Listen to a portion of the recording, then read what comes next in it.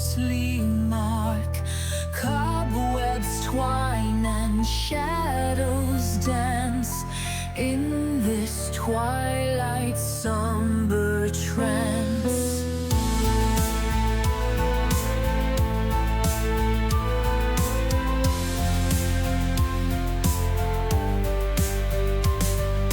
Candles flicker, weary wicks, ancient echoes, time's cruel tricks. Marble figures, frozen pose, amidst the silence sorrow grows. Whispering shadows, secrets keep in the depths where night meets sleep. Underneath the velvet gloom, guardians of the haunted room.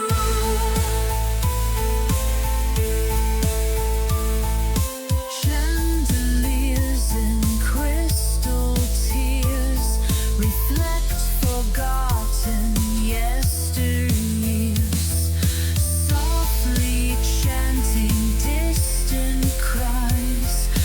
Through the arches sorrow sighs. Gargoyles watch with stony gaze, guardians of endless maze. Pipe organ's breath begins to rise, filling air with mournful ties. Whispering shadows, secrets keep in the depths where night meets sleep. Underneath the velvet gloom, guardians of the haunted room.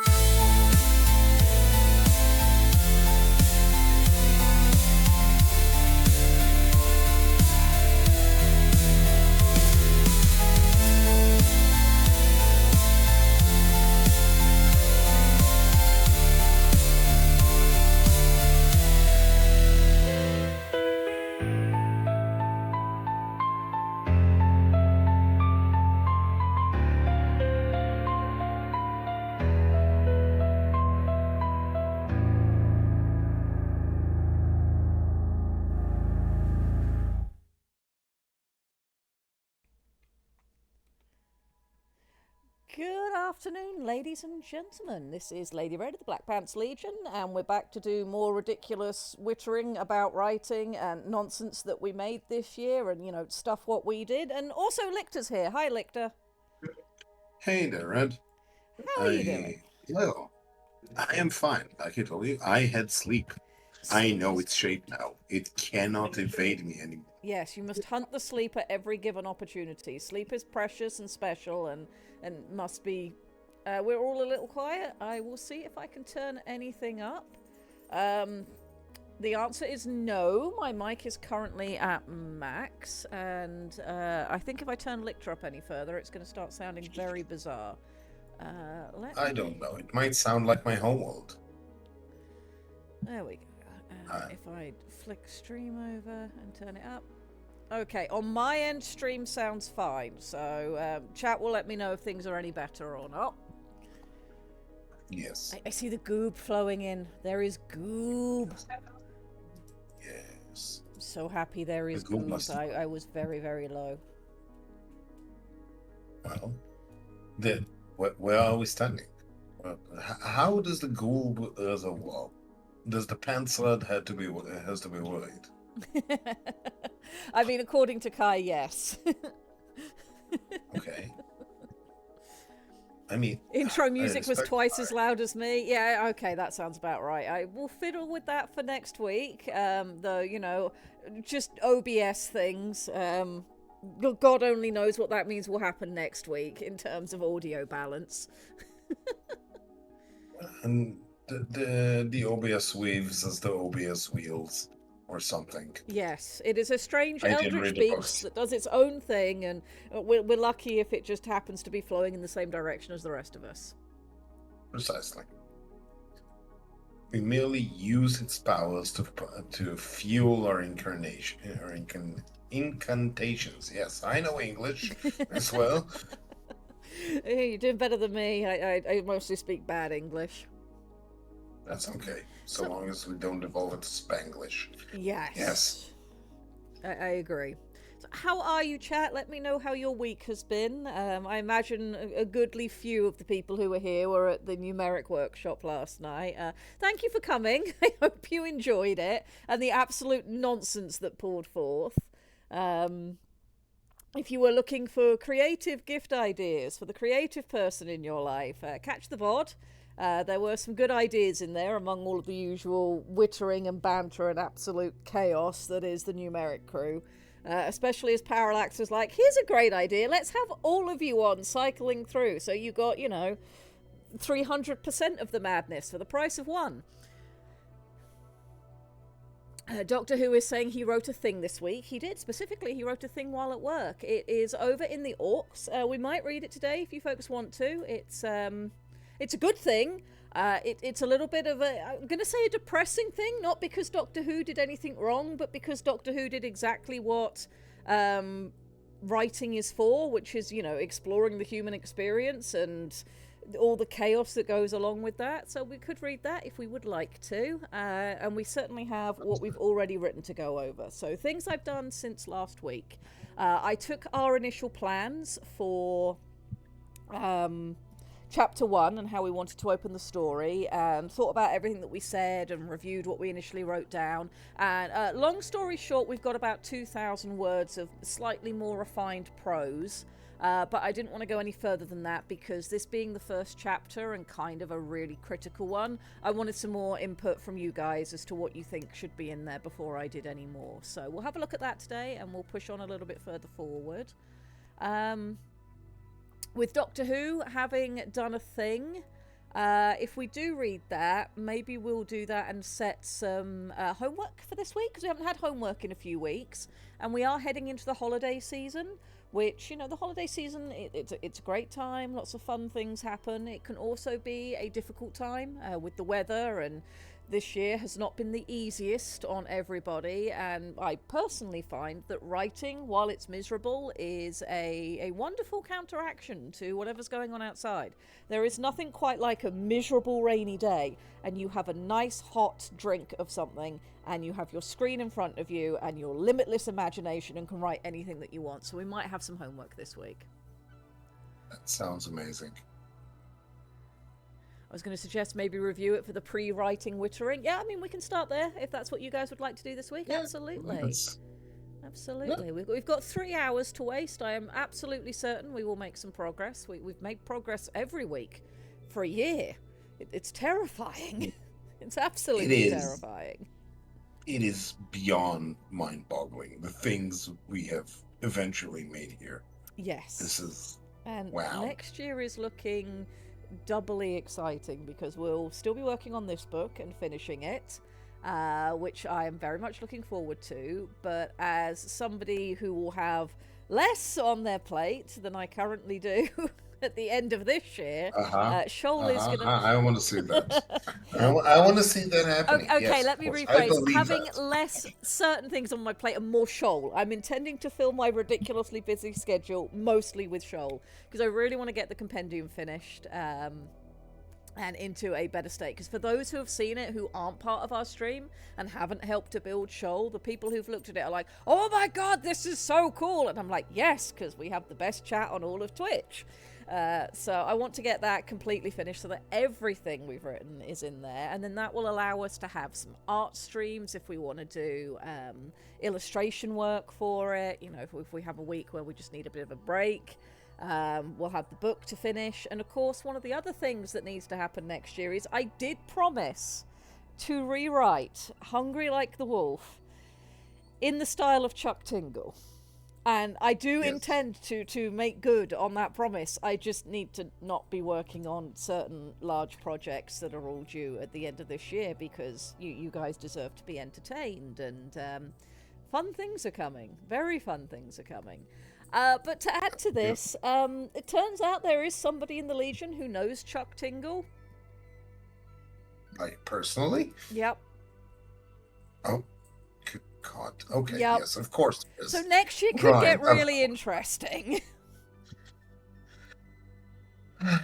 Yeah, Doctor Who, you Sigh. probably know who it is as well. You know, the Legion does have a literal Shadowrun fixer as a member of it, and you know, so next year could be exciting. We have, yes, hello, the Legion. Things happen here.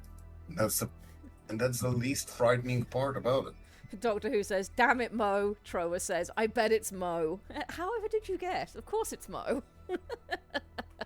Yes, Beginning to sounds suspect about that there's right. someone in the Legion who knows everyone. We do have our fingers in quite a few creative outlets, so there is a good chance that if you know somebody isn't known directly, it will be, you know, we know somebody adjacent through someone in the Legion, and it's probably Mo. Mo knows literally Yes, everybody. that is true. You know, we have The fun time. Sparta also has a fair few contacts. It's been in interesting few conversations in the last few years. It's been, oh God, yes. Well, Do I get oh, to hello. start the stream off showing off something I've done before we get started? Am I allowed to do that? Yes, There yes. we go. Your permission granted. Hey! Alright, I'm going to turn this on for a minute. That is Tired German's Wonderful Lactical, but I'm going to change the pathway Ah, to yes. something I have Very done. true. Yay. You have been doing a few very beautiful I things. have been very busy lately. I'm very happy with what I've been busy with, but there's a video coming. Yes, yes. And, you know, so some Yes. people have been working on it, Ah, doing yes. some The things. Kniget. Yes. Yes, there is a Knigget on the way, and yeah, I got to do some artwork. This took me 2 days. I managed to get this done in 2 days, which I You're don't insane. like doing it quite that fast. I would have liked to have had more time, but yeah, I got to draw a Black Knight because, you know, apparently something's coming. Something's coming soon. You You see, guys are going to enjoy it. chat, you see, Red says 2 days to draw a Black Knight. I see at least three of them over there. Well, yes, but they're all Black Knights. The fact that they are But 3 different Black Knights is neither here nor there. listen, it's like saying, oh, look, a Mongol. And there's like a singular Mongol running a singular host. No, a single Mongol horde. You see, there's a difference, a context, a change of texture. Would you like a Benny changes story it. that is related to that? A real life human Benny that inspired our Benny, not a mech Benny story. All Bennies are real life human Bennies, even if they are mechs. But yes, So, please, some I would people like will have to. heard this story before, but of course, Benny was a friend when Aiden was in college, and as is very traditional and must be done for nerdy people in college, you must play D&D, or in Aiden's case, Pathfinder. And they're running a game, and I think it was his girlfriend at the time, Benny's girlfriend at the time, was part of the game, and unfortunately his schedule meant that he couldn't play a full character in it. But when he was available, he would be the voice of her familiar, who was a raven. And at one Aw. point, they're trying to find these goblins that they need to deal with, and you know, deal with them for the local settlement. So she sends her familiar out to go and look. She's like, "Go find the goblin camp." So off the familiar flies, and then comes back a bit later and lands on her shoulder, and he's like, "Found them, found them." She's like, "Excellent. How many?" "One. One goblin, one camp." Because that was how Benny worked. So yes, we have one Black Knight. Yes, you have drawn a Black Knight. How many? One. This is like the. Okay. So first off, good news. I don't know if I shared it already, but apparently, with reluctance, there might be a chance that I'm actually returning fully to civilian life, Yay! which is All fingers and toes a crossed for you. relief. Yes, I want to be a civilian again. I want to be able to work on all stuff again. Ay. So yeah, I have been celebrating a little bit and Good. taking a break, and also I returned to do art. Though my art is we shall review it later. And chat would have to give me a prompt by the end of this. I need to finish the whatchamacallit, the Podlin Cephalid bar scene Yes. that I've been working on. Yes. Yeah, where the cephalid head things stuffed in it. You know what? So there's to hoping, there's to do stuff. We're going to have a wonderful year coming up again. Well, I'm determined sweet. that 2026 is going to be a good year. This year was a year from hell because of things that we had to do this year that there really wasn't a choice about. That said, I'm really pleased with how Aiden and I have handled it and how kind and sweet everyone around us has been to allow for that to happen. I've certainly had worse years than this year, but I'm not happy with it having been as difficult as it has been. And next year, we're going to make next year amazing. Yes, that's it. I could use a normal year. Wouldn't it be Thank you. nice?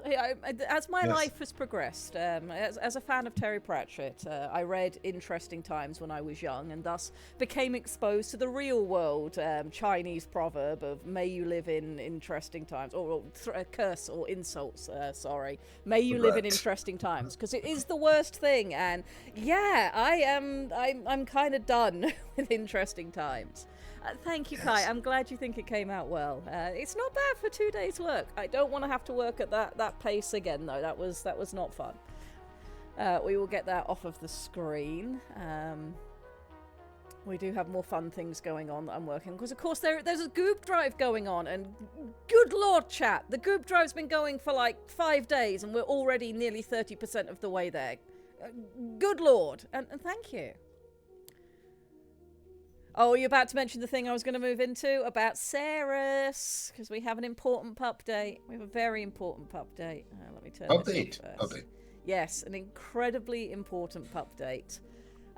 Today is December the 5th, which means it is Ceres's birthday. She is 4 years old. Ceres turned 4 today, so please wish her happy birthday, chat.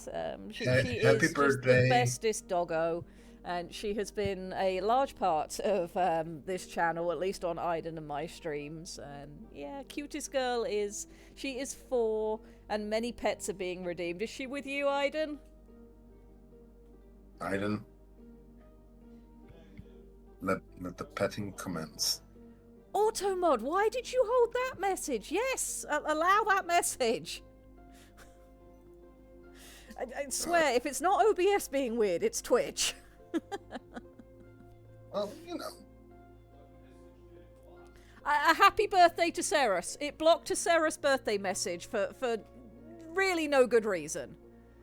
OBS. Apparently, you'll be Wilf was punished. not allowed to say Hap Diggs Day to Ceres.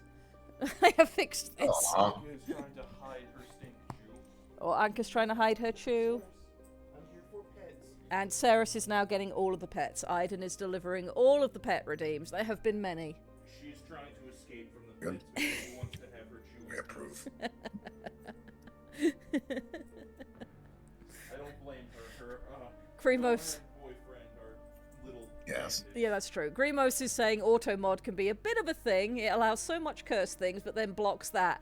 Zork's response is, like me! Yes, we do allow you, Zork, for better or for worse. We do allow Zork. She wants to just go and have her chew. Zork is our infinite well of bubbly Prussian ideas. Von Falkenstein says, I would redeem pets, but I gotta save on Goob for the Goob hole. Absolutely. Goob is very important. I have burned through everything I earned in Goob last year, and I'm gonna starve, chat. So this is very important. Hole. Yes, Aiden says, please stuff my Goob hole. The goop must flow. The Goob must flow. Yes, we've Alright, checked. so yeah, that's that. I don't think I have anything else I drastically want to show off this week, so There is the thing that Dr. Who made that we want to show off. Oh, yes, I think we should move over to that. I will need to open up Discord and do some reading. yes, because it's cool. And Anka's going to punctuate it for us. Yes. Anka, the diction manual. That makes sense. All right. Every word. I have thing open. I will do a McReading and apologise in advance to Doctor Who that I won't sound a thing like his character did inside his head, on account of being female and British and strange. Alrighty. Quiet. I can barely hear the song. I wanted to be a Titan pilot, a Tide Warden, like my sire and their sire before them. And damn was I good. Jex5 and I made a good team. From our first song together, our psionic compatibility was unmatched. That was until... Quiet. Where are the notes? Call it good breeding, a blessing of Shoal, or from some god or another, or just a genetic hiccup, but I could always hear the song. Loud, strong, resonant, beautiful. And I could sing just as strong, make others listen, make them sing with me. It must have been why Jex and I bonded so well. He needed a virtuoso, and was I ever... Until... Quiet. Where is the melody? It was a standard pirate patrol. The squad was sent out along the trade route to deter opportunists from appropriating merchandise from particularly overladen and understaffed convoys. Routine stuff. Show up, make a big show, perhaps bust a foolhardy pirate or two that got too close. It must have been overconfidence, complacency from the last dozen times nothing happened. All was simple and easy, until... Quiet. There is no harmony. Curse Frank and his shell. Curse him with every note. The damn idiot stepped onto a coral node. Natural, left as a trap, I don't know. All I know is that it was full of absence. A huge cloud swallowed him and Rethor right before me. Rethor dropped almost instantly, her temps eaten in a blink. Damn poor Frank. Trapped and sealed, he screamed. Screamed and screamed and screamed. The absence had got to him, cut him from the song. His screams turned to seizures, then quiet. Jex and I turned, singing a warning, getting back to base. We were safe, until... Quiet, muffled, dull. I started getting tired, exhausted from piloting Jex. The healers said the quiet got to us, infected Jex and damaged me. I couldn't sing. I couldn't hear. I started losing notes and straining to listen to what I couldn't make out. Poor Jex, her frame was a mess. Too much lost and eaten. They saved her temps, said they'd try and chimerize her once it was stabilized. Me? They cut me loose. Nothing to do, they said. Gave me an honourable and a coral recommendation.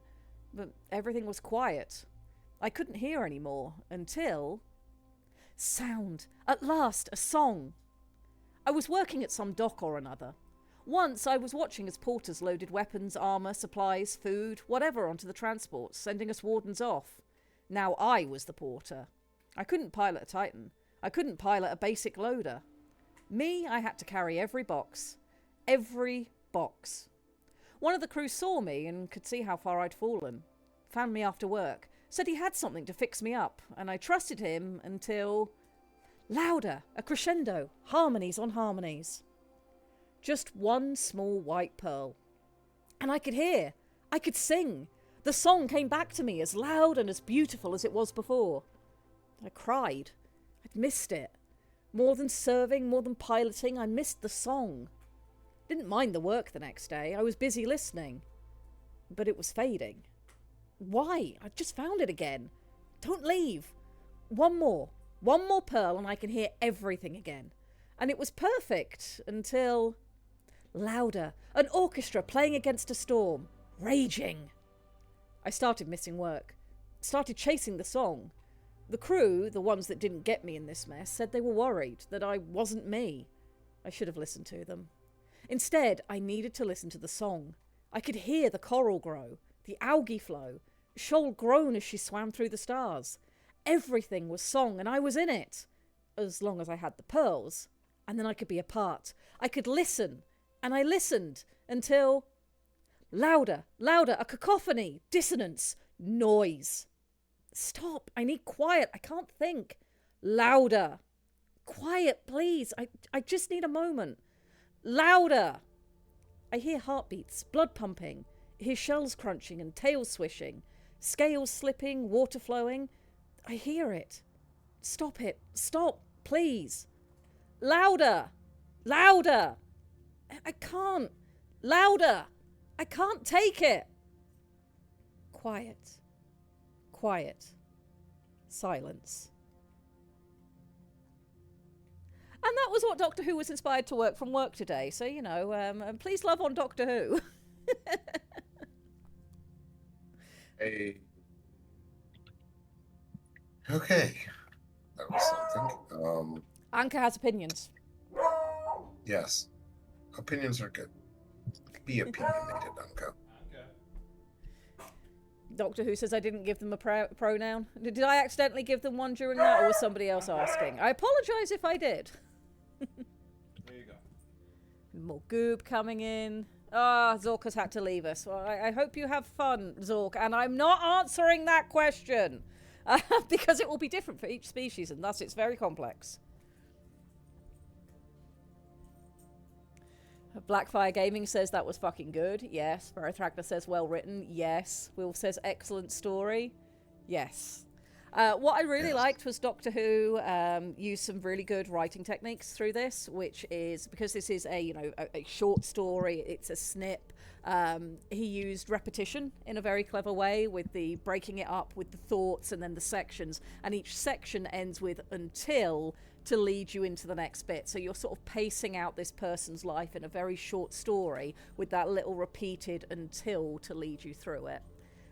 Which is an excellent writing technique. And although you guys can't see the prose in front of me, though you can see it if you pop over into the Orcs and down to the Shoal channel, he also used italics brilliantly to separate sort of what is a thought and what is a narrative of the life, because the physical way you present words in front of people also helps them to meter the story and how they're reading something. So yeah, it's very good. I dare say, things mean things. Things mean things, yes. In writing. And what is the name of the story? You're right, I didn't read it. The name of the story is called Frothed Out. So this is obviously an exploration of the fact that addiction on Shoal is as bad, if not possibly worse, than it can be for people in real life, which, of course, that is one of the things that writing exists for, is exploring all aspects of the human experience, even bits that you may not have explored or experienced yourself. So, yeah, I know people like that. It's a sad thing to see when you see it from the side.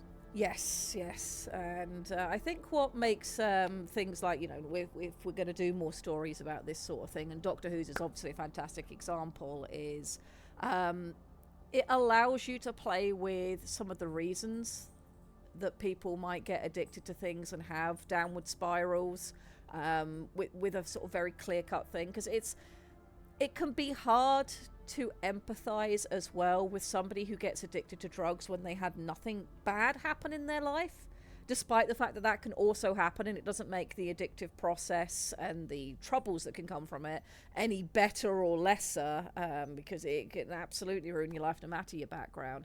But to have the, an accident happen that was nobody's fault, and that's why this person has gone on this journey, it makes it a nice, easy way to empathize and think about what's being presented. So, yeah. Not the most cheerful of the stories that we've read, but certainly I think one of a really good one to have come from Shoal's immenseness. It feels like a nice counterpoint to the little snippet I made about Ku and their chimeric. Yes. I feel it's a nice counterpoint of what happens when it doesn't go right, when things do go wrong. Yes. I am going to do that. There we go. That makes things a bit better for me. We introduced drugs and we introduced a disease. Yeah, and all sorts of different things that we get to play with. And yeah, not everything is always light and chipper, etc. So yeah, we need bad for it to be real. Yes. Is a place that people live in, and people are complicated. Yes. They have many facets. Yes. While we take care not to overemphasize the darkness and the gloom, like in drawing a painting, you need both. You need variance in order to emphasize. Yep, you need the dark colours to make the bright ones pop out more. Precisely. Okay, so So we had that that. was me being philosophical. Yes, Yes. I want to use that to lead into homework for this week and other things we're going to do before we start actually writing for this week. We're only half an hour in. We're doing good. We're being productive, chat. Proud of us.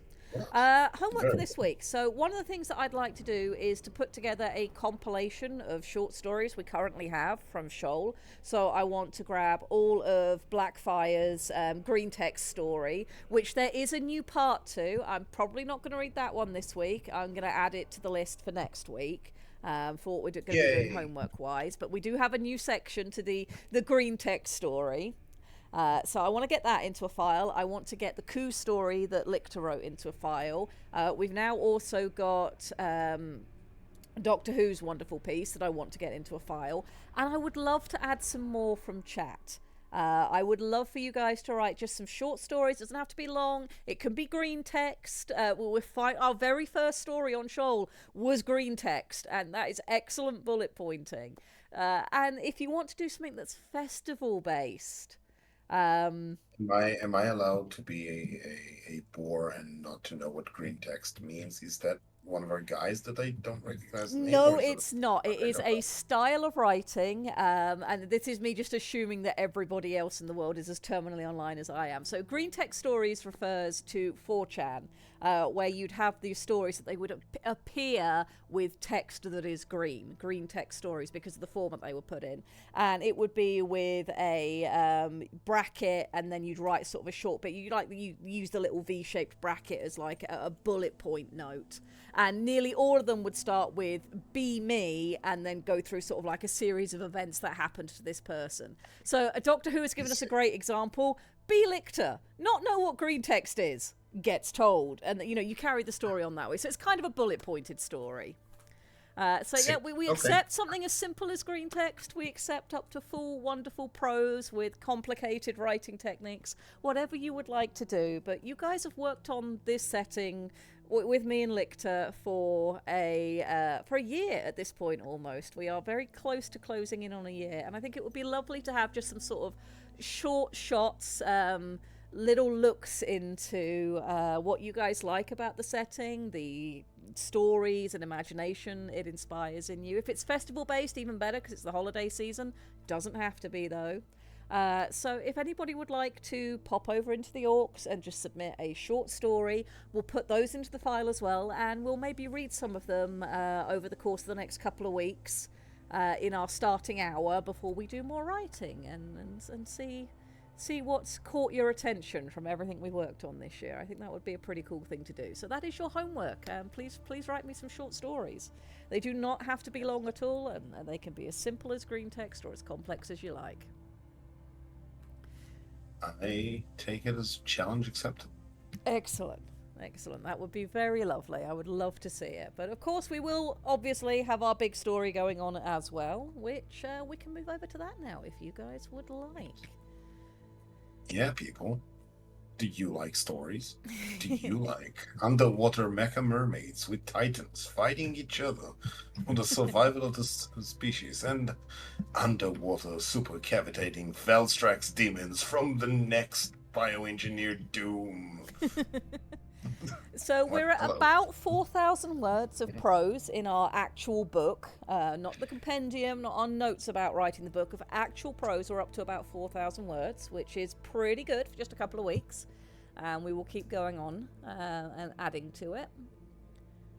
Do you like crabs? Yes. BTEX, in space, see planet made of beans. See, we're telling stories even in chat now. All right, so what I think I will do is I've only read through the prologue on stream once, and that was last week. So there's probably people in chat who haven't heard it yet. We did decide we were happy with the prologue in the current draft state, so we're not going to review that. But once we finish the prologue, I'll move into chapter 1 with where I got it to after last week's stream. And when I get to my big note that says discuss this with chat, we will then be ready to do some work today. Samurai, get out of here. Samurai has just done a perfect example of how to do a sad story in 3 lines. 1, 2, 3, 4, 5, 7 words. Samurai story is be me, selling baby shoes, never worn. Out!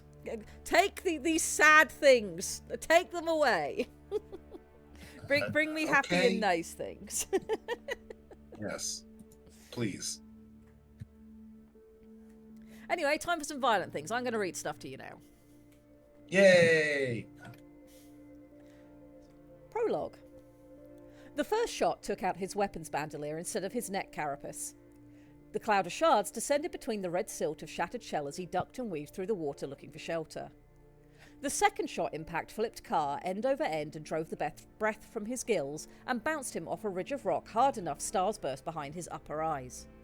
He swore, spat the copper taste off his tongue and marshalled his legs to right himself.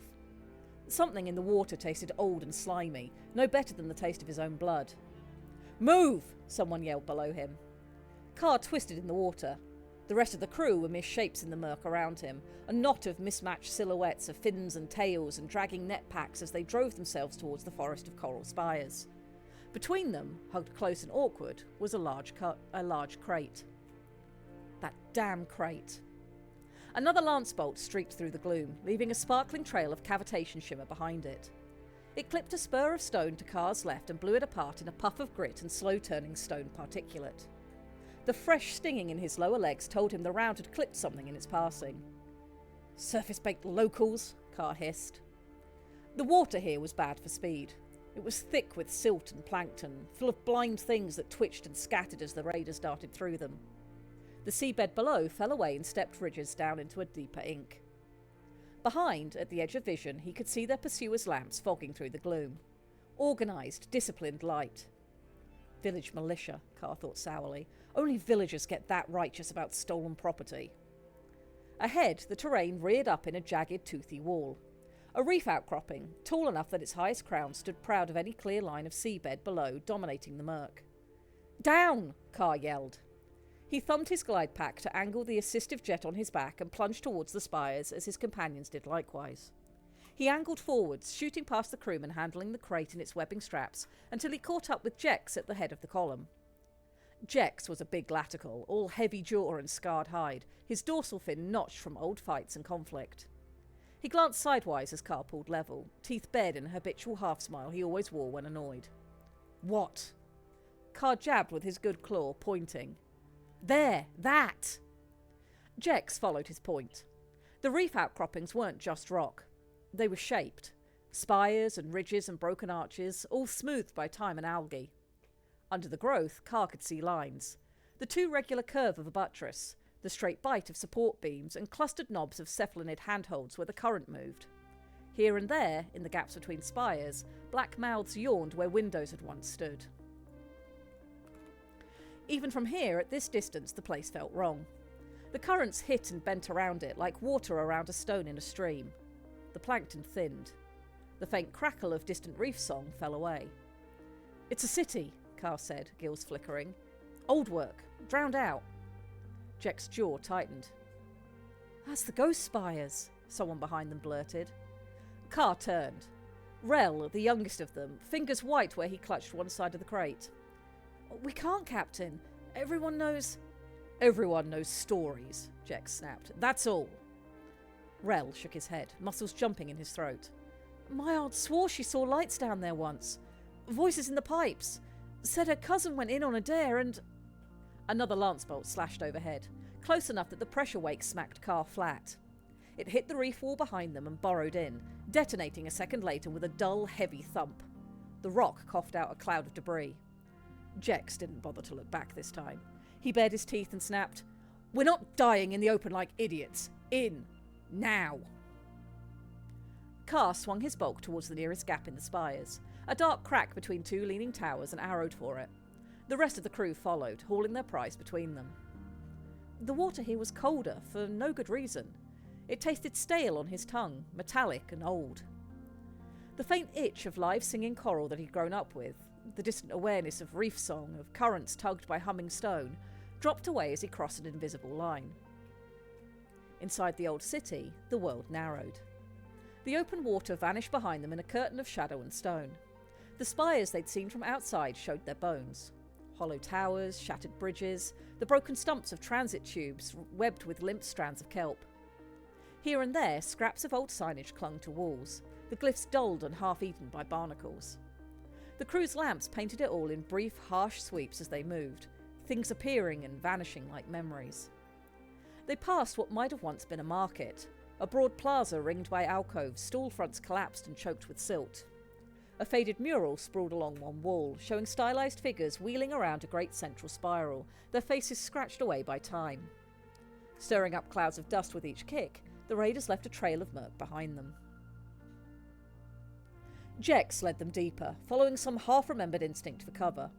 At last he rose up towards the inside curve of a leaning tower and ducked into a side passage whose mouth was half hidden by the long-dead fronds of some petrified plant. "In here," he called. "Quickly!" The passage opened into a pocket like a cracked bubble inside the tower's wall. Once a maintenance bay or a storage room, now a narrow hollow with only one way in or out. Perfect for a last stand or a desperate hiding place. The stone ceiling dipped low overhead. Along the far wall, a tangle of fractured conduit and plating bulged, crusted with barnacle and stoneworms. "Down," Jex ordered. "Set her there. Careful." The crate snarled quietly between its handlers, as if offended at the indignity. It was half as long as a grown laticle, made of coral composites and psionically resistant tide coat. It was wrapped in sealing mesh and covered in strange geometric growth studding its sides. Nodes, Carr had heard the tech heads call them. Memory sinks, data polyps. Bronze archive, Rel had said. All the village's history and temperature lines and family songs, copied from people's homes and packed into a box. It was worth more than all of them together. As they lowered it to the floor, one of the bandings caught on the snarled conduit. Carr saw the mesh strain, the plates shift. "Wait," he started. The big ceratinoid on the other side, Harrow, thick-skulled and impatient, gave the crate an extra shove, swearing under his breath. "Stuck. Just push through." The crate lurched. Metal screeched against stone. Something in the tangle of conduits snapped with a brittle, ringing crack. For an instant, there was silence. Then, a seam in the wall split open with a brief, bubbling hiss. It was a small opening at first, barely the width of Carr's thumb, near the floor where the plating had bowed. From it, like ink from a cut bag, a ribbon of darker water uncoiled. Carr felt it before he saw it. A sudden blade of cold across his ankles. A weight in the water, dragging at his shell, heavy and thick. The taste hit him a heartbeat later. Oily, metallic, stale in a way that had nothing to do with salt. It crawled across his tongue and into his gills. "Ugh!" Rel slapped a hand over his face, eyes watering. "What is that?" "Old reservoir," Jex said reflexively. His voice was steady, if a little thin. "In a city like this, they'll have dead tanks, brine pockets. Don't worry about it, it'll mix out." Carr watched the dark water creep forward along the floor. It didn't billow like spilled ink in ordinary sea. It clung low, hugging stone, sliding around bumps and debris like a living thing. Where it touched the base of the wall, the faint glow of godforsaken algae winked out. His gills fluttered, tugging. For a heartbeat, he thought about the stories. Things his grandmother had muttered over cracked mugs in a rusted barge hole, about old cities and dead water that ate men whole. He almost said something. Then Harrow swore, tearing his attention away. "Captain, Tessa's bleeding out." Tessa lay slumped against the wall, one hand pressed tight over the hole in her side. A lance had gone clean through armour and flesh. There was already a dark cloud in the water around her, speckled with floating bits of fabric and flesh. Her eyes were glassy, skin the wrong shade. "Damn it," Jex muttered, pushing off towards her. "Carr, you're on watch. Rel, help me get her plate off. Harrow, get the med pack open. We patch, we rest, then we move at shift turn. The village won't chase us into a cursed hole for long." "We shouldn't be here," Rel whispered, but he moved, hands scrabbling at the clasp of the med pack. The crate settled against the far wall, humming softly to itself. The dark water continued to pour, a slow, unstoppable thread, widening into a shallow pool at their feet. Carr glanced once more at the cracked seam, at the way the heavier water slid out in silence, and felt his stomach knot. "It's just brine," he told himself. "Old storage. Cities keeps all kind of poisons in their bones." And they didn't have anywhere else to go. He shoved the thought away, kicked towards the door, and set his sights on the silence of the abandoned city. No one had followed them in. Cowards, he told himself. It didn't reassure him. By evening, when the song waned quiet towards midnight, the water felt fractionally clearer. Carl folded his arms, tucked his chin down, and let exhaustion drag his eyelids shut. The crate sat in the crook of the wall, humming softly. Inside, the stolen memories of a village waited.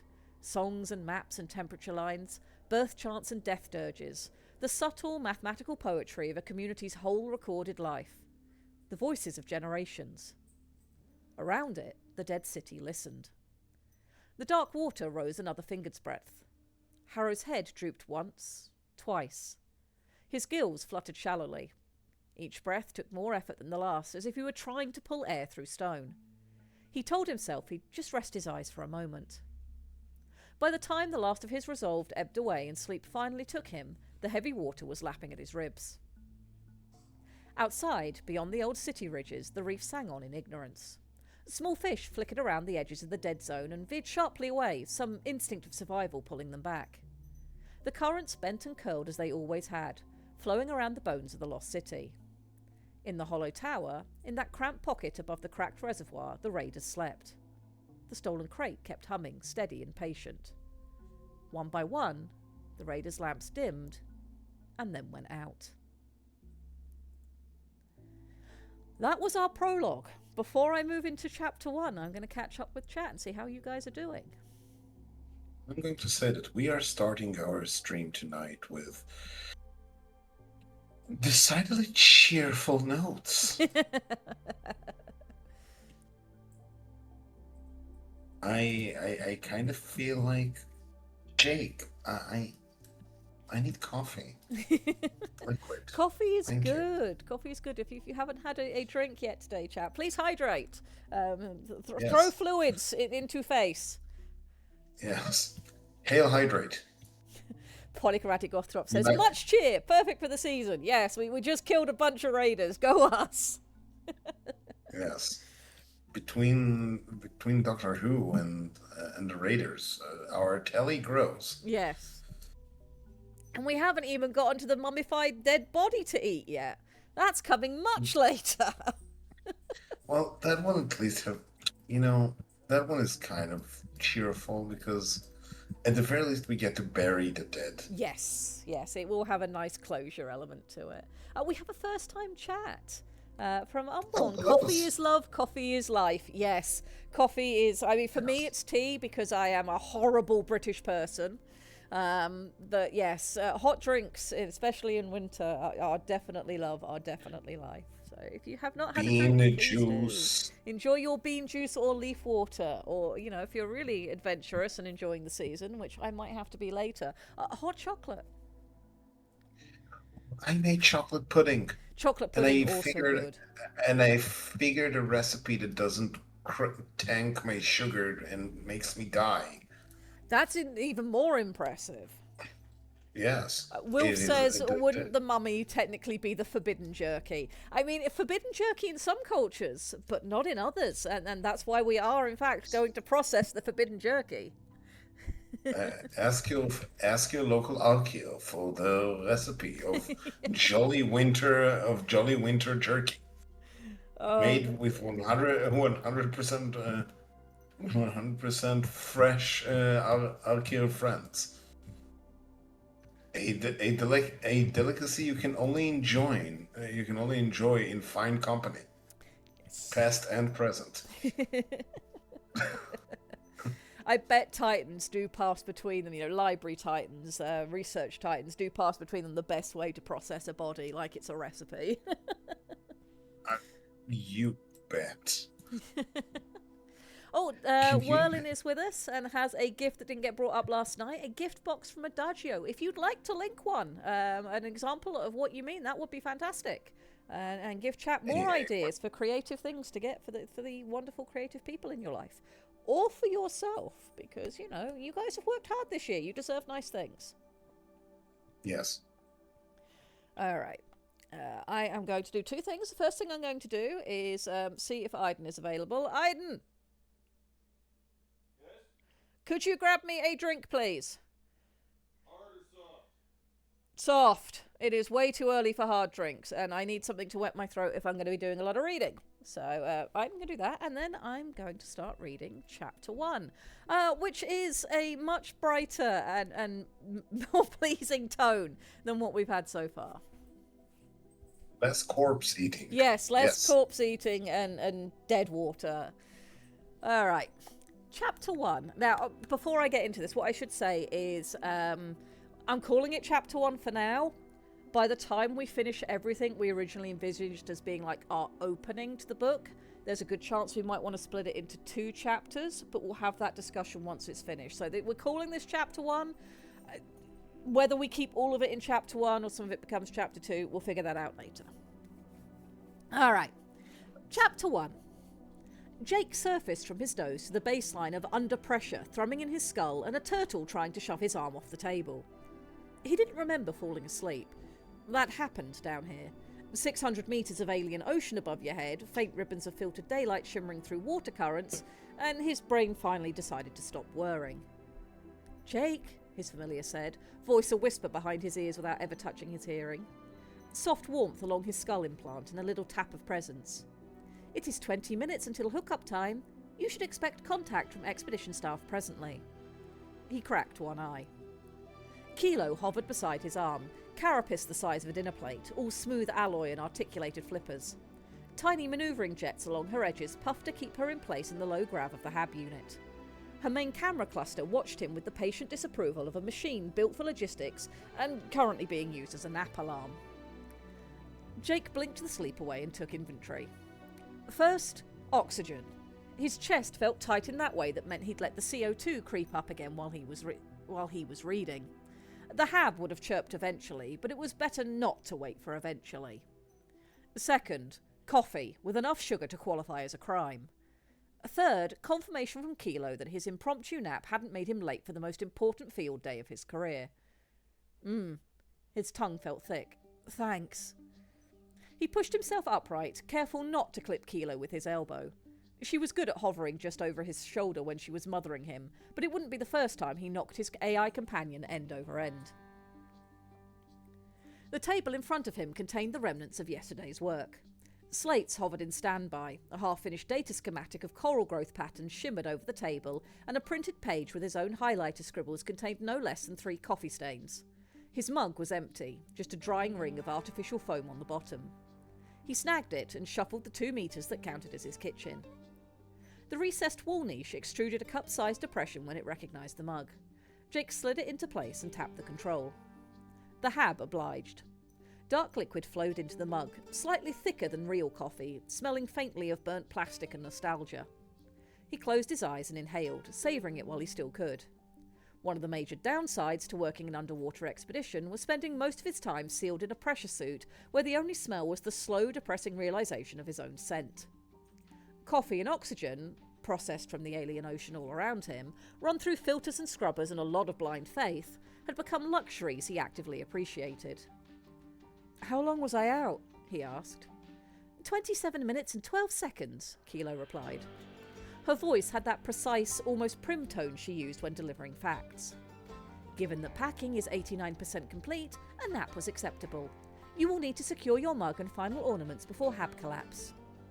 "I wish you wouldn't call it that," Jake said, watching the last dribble of coffee land. "It always sounds like an impending disaster, not standard takedown procedure." "It is the correct technical term in HAB unit protocols," Kilo said. "HAB collapse. Transition from personalised human microenvironment to flatbox transportation mode." "Exactly," he said. "Terrifying." "Would you prefer HAB gentle deconstruction?" "That," he said, lifting the mug, "is somehow worse." He took his first sip and nearly forgave the universe for everything. A chime cut through his appreciation. A low, 3-note vibration that hummed in the wall instead of the air. Kilo's flippers twitched. "Contact Umi Minaseo," she said. "Booting translation network." Jake leaned over, stretching his long arm to thumb the switch beside the HAB's inner bulkhead door without abandoning the coffee pot. Lights around the frame brightened, checked the moon pool beyond wasn't flooded, and then turned green. The door irised open, letting in a wave of cold, salty, damp air. With it came the tall, scaled shape of Councillor Umi. "You're early," Jake said. The words left his mouth in English. They hit the Hab's translator node as a ripple, stalled there half a heartbeat, and then came back as a string of liquid clicks and trills that washed out of both the Hab's speakers and the small unit Umi bore on one of his 4 shoulders.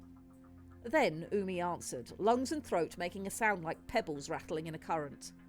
The noise brushed against Jake's skin, strange and wild.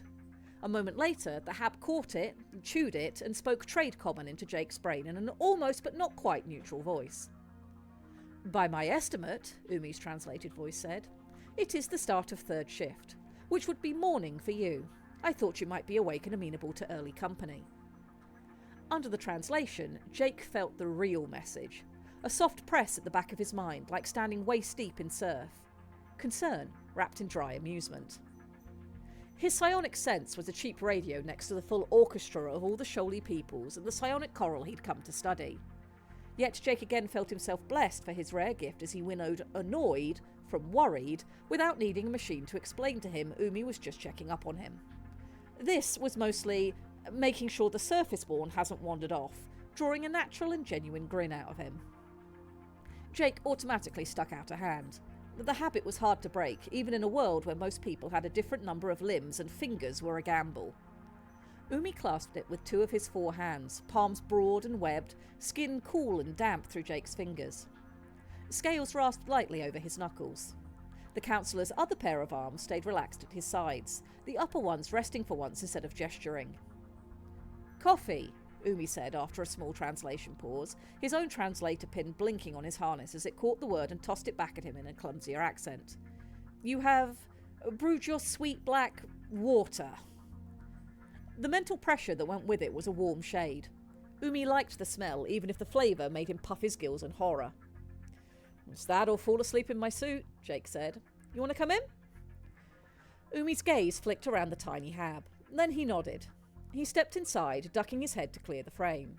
In here, out of the moon pool's larger bay, he was half a size too large. His shoulders almost brushed the walls despite his natural stoop. I shall not linger, Umi said after the translator took his clicks and trills apart and put them back together again. Hook-up time is soon. The library titan will not wait for your sugar. A pause in the translation, a little thump of honest amusement in Jake's skull. You are almost ready? Jake gestured with the mug. Suits checked, trunks packed. I just need to pretend that I'm not terrified for another 19 minutes.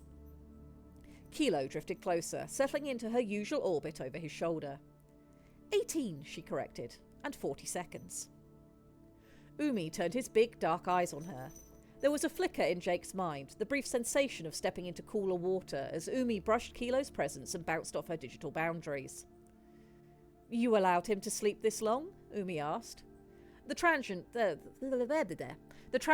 came late by a beat. The emotion arrived first, mild reproach rippling against Jake's thoughts. It was a strategic power nap, Kilo said. Her voice echoed in Jake's head, but for Umi's sake she also engaged her external speaker.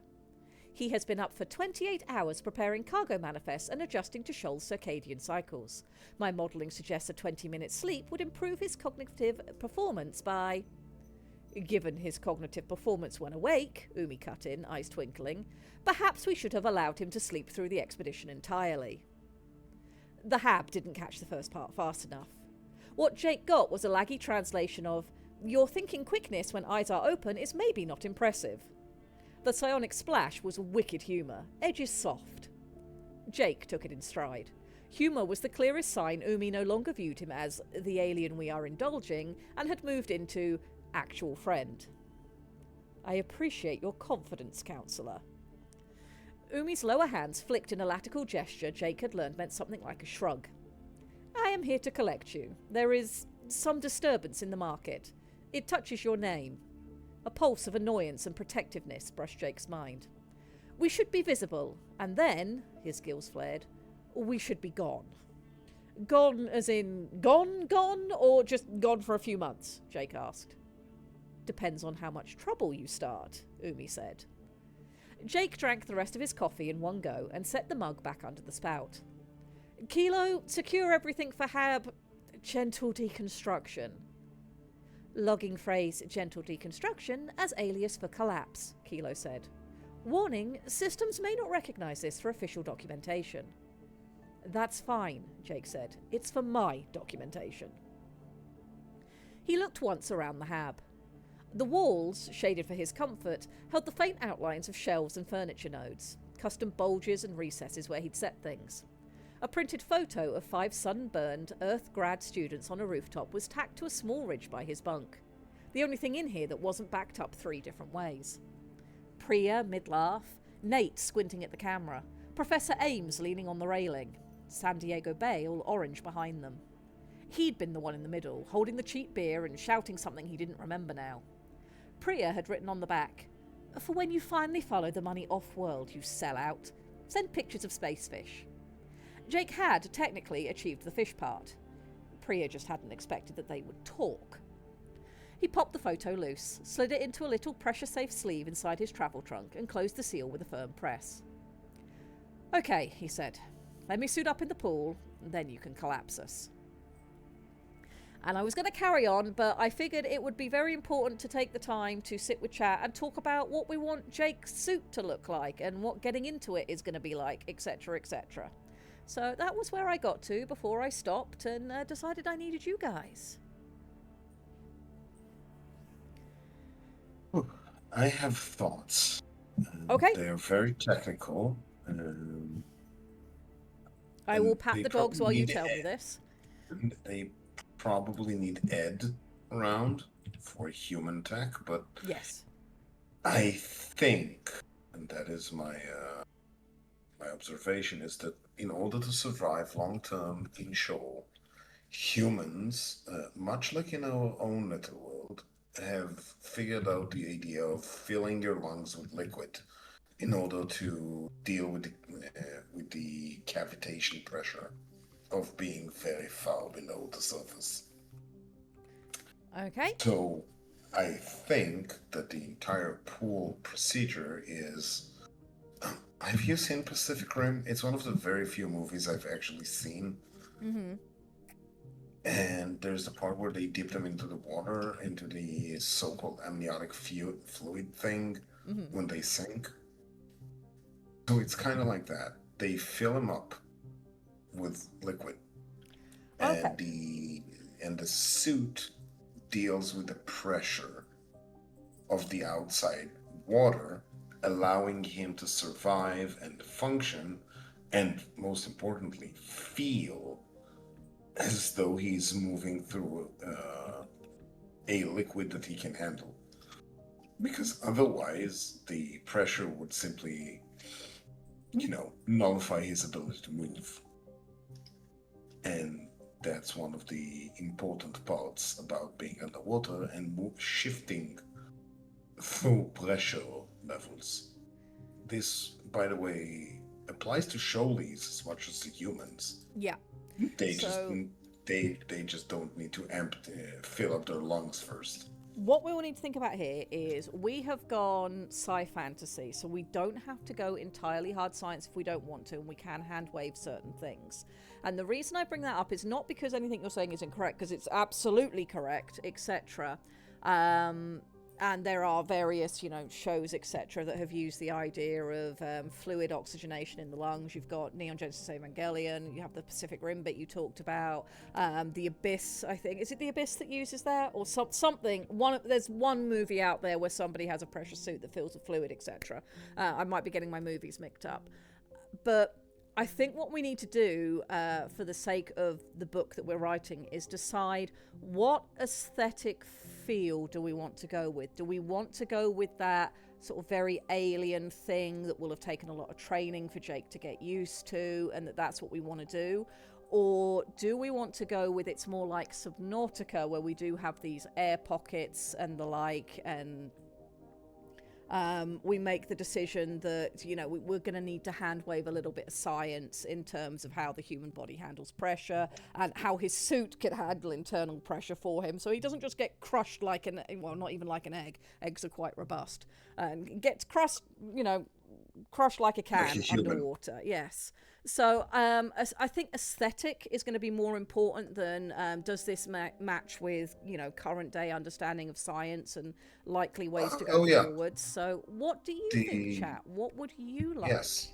Ch- I'll just toss my head in the ring and say that at least insofar um, Jake and the Forrester initiative have a very localized sort of a tech base, Mm-hmm. and it'll be interesting to show the smooth organic resin and ceramic and very few metalloid parts because again forging metal is hard Yep. on And Jake show. needs to be operating with things that can be fixed with stuff that comes from in system. Hello, Ramshackle Exactly. Salvage. Welcome in. We're doing book writing nonsense. It is good to see you.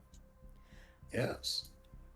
So my thought process again leads me to Jake having a resin, not resin, ceramic and resin plates for the most part, and between them he has that mesh that is skin tight, while most of the time when we imagine visually hard suits, Mm-hmm. we imagine some sort of a backpack Yep. and an armored suit on everything else. I think that the suit is slightly bulky everywhere because it has servo assistance everywhere in order to again ameliorate the viscosity and pressure, and that will give the Shoei diving suit, the Shoei hab suit, a slightly more alien and interesting idea. It Yeah, will allow us to considering the environment we're expecting Jake to operate in, I'm thinking that, things that would perhaps be on, say, a backpack on a spacesuit or a chest pack in space would be things that are perhaps in thigh. So you're sort of yeah. making a streamlined shape overall. You're not having this bulk in front or bulk behind. It will be, well, we can pack this flat onto the chest here, this flat onto the back there, these slightly bulkier things we can put on the thighs, but we want to shape it to curve so that we don't have the water resistance.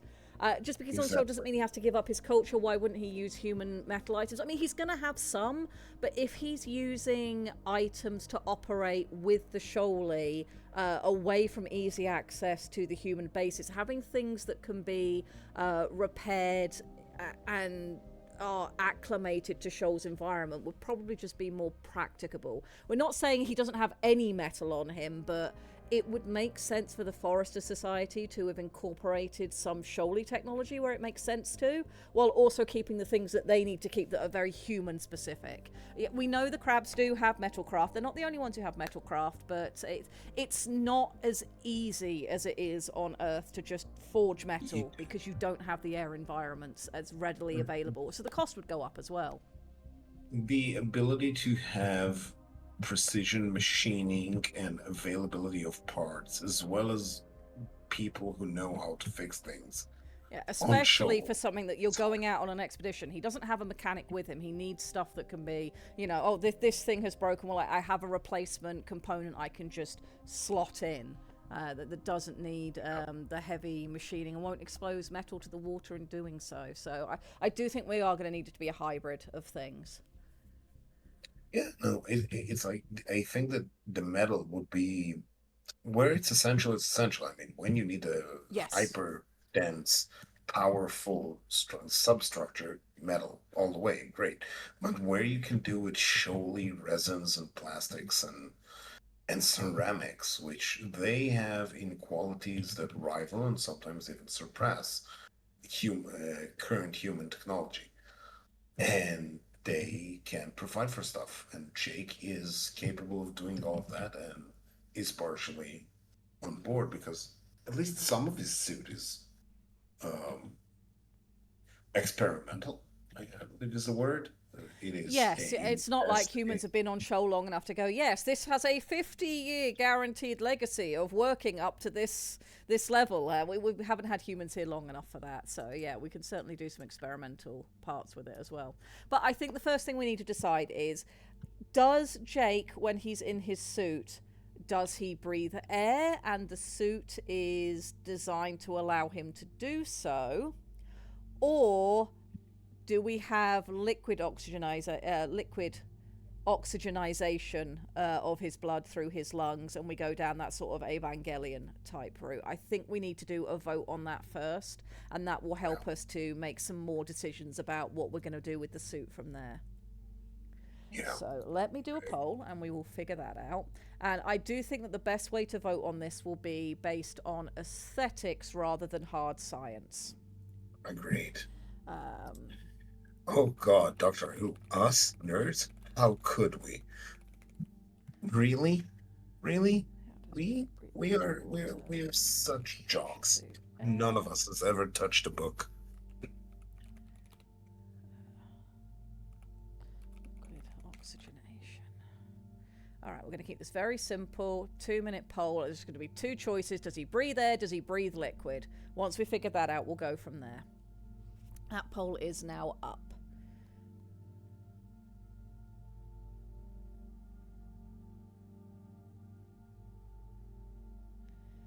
Okay, I get the whole human domination thing. I mean, humans don't have domination on Shoal. That's the problem. Shoal is very, very anti-human anatomy. Yes. It's even harder deep in the water than it is in space. Yes. Which is kind of amazing. Yes, it is much harder to deal with the deep ocean than it is to deal with space. I mean, yes, we do already have the line and the scent of his own skin, but once we make this decision, if it turns out that, that now needs to be changed, that there's a line that goes back and gets changed. The joys of editing. I actually think I like the idea of liquid oxygenation, and it doesn't have to be hard because we can hand wave it. The process of going back and forth can be ameliorated and not be as harsh as it would be in real life. But that's just me. Okay. We could absolutely flood things Freak. with. Freak has been. Oh goodness, that's generous. lots of goob. Much goob into the goob hole. The vocal cords are not designed for liquid. It would complicate communication. There is that. We wouldn't be able to do a straight speak to translate, but we could work our ways around that. But you are right. It would mean Jake spends a lot of his time with the expedition not speaking in the way that the audience is familiar with. And but that's fine because he already works through AI to talk with them. That's true. One the AI layer could of do it computation. for him. That would be something that he could do, and that could present a problem when we do send Kilo off later in the story. He no longer has that, so that could be an interesting thing to go. And of course, you guys have had a tie vote. Yes. Very yes, helpful, chat. Thank you. Yes. Thank you, chat. I appreciate you. You're making our lives much easier by having someone else to blame. Just stick a spike in his skull and wire it to a speaker, it'll be fine. This is not 40K, thank you. Away with your servitors. This is for tomorrow. Ramshackle is like, I was the tie vote. How dare you, Ramshackle? How dare you? No, we're not going with the Babelfish. That was one of the things we decided quite early on, is that we wanted there to be, an actual delay in translation. It doesn't have to be a long delay, but to take into account that is a thing. Yes. we have a alpha stage Babelfish. Yes. Alpha state. It's an AI that hovers over your shoulder and looks adorable. Yes. All right, so the way we've always done it is if our polls come down to a draw, Lictor gets the deciding vote. Which do you think we should do, Lictor? Which aesthetic do you want to go with? You know what I want, and I said it beforehand, and I feel somewhat bad forcing my view on chat. Chat is easy either way. Chat has decided we don't mind. Both are fine. Okay, let's go. Let's try the liquid oxygenation simply because Okay. it gives us more toys to play with. I Mhm. don't, It and does also not reduce confusing. the amount of concern that we have for compression on the chest and etc. So okay, we will go with It, liquid. it it has some reasons for it. And yes, Corbin, I do agree. You can put things into people's lungs and make them circulate through their bodies a lot easier if you do not go through everything else. Yes. Uh, What is it it introspective? will What is it? also allow us to have, some mix of chemicals that help with this. Yes, introspective singer. You should feel bad. I don't want to feel bad. No, I we're not felt doing bad for feeling bad most. today. We started the stream with that. Now we're feeling good. All Yes. right, so we know that Jake then is going to have a suit that allows him to directly oxygenate. I think we should still let him have a hab that has normal air for when he's, resting, etc. I think that would be an interesting thing to have, and it's probably going to be necessary for his poor, battered psyche to at least have some periods where he's like, ah, yes, I am a human doing human things. I get to breathe air for a bit and pretend there isn't, immeasurable amounts of ocean outside. But in his suit, he directly oxygenates with fluid in the lungs, and I think part of him plugging into his suit then will involve perhaps a brief chemical injection that helps to make that less of a unpleasant process than it's been depicted in some other media, because we're Less not of a here for the system hard shock. science. This needs to be something we can go, okay, Jake is in his suit and we're moving on to what we're here for, which is Shoal itself. So perhaps we have that as an So, option. option a pill he drops into his coffee mug. The last coffee shop before he gets out. Yeah, That also helps relax his internals before he is being transmuted into an amphibian life form. Corbin says you can also add MSG to fluid oxygen. Tasty, tasty breathing. No! Things only taste good on the taste buds, and then they're supposed to go down the other pipe into tummy to do good, tasty things. Not into lungs. Lungs are not for tasting. Colbin, not everyone has tentacles inside every Can you orifice. tell Corbin plays a flesh crafter when he's playing vampire? I understand. Like I said, not everyone has tentacles down every orifice. Okay? Not all of us played UNC Sinise. Samurai says we could always make it a suppository. So on the list of things we're not doing, Yes. why would he get super anthrax first off? If we're giving him a contained environment suit, I presume that we've discovered a way to treat. If we're saying humans have gotten advanced enough that they don't need to do as much maintenance, and that they can have suits that can do this and exist on Shoal, I'm pretty sure they can probably strain potential biohazards if we're going to let them breathe water. I understand that not every choice we make makes every single person happy, but this is a communal setting. We do have to agree to disagree. Yes, but if that's the process that we're going to come from with the less maintenance, it can't be both. So let's finish designing our suit. We've decided we want liquid breathing. Have we decided that we want it to have a more streamlined form, or do we want to go with something that's bulkier like a Big Daddy? We'll do that as our next thing, and then we'll figure it out from there. We're going to go through this stage by stage so that we have a suit that pleases the most amount of people that we can. If in doubt, Yes. just say nanotech fixes it. I mean, that will be where our hand wavium, that sort of thing will be where Yes, hand wavium Corbin. comes Yes, yes, there is. And if you know your biology, yes, everything is just a repetition of a different pattern that you use on different stuff. This is why your spine looks the way it does. I am not redesigning snakes just because you want tentacles. We have lots of Big Daddies.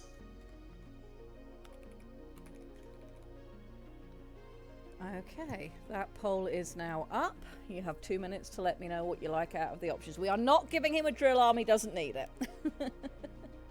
He might have one in a box somewhere. just in case. We'll let that run, and then we will move on. What is exosuit mechanical?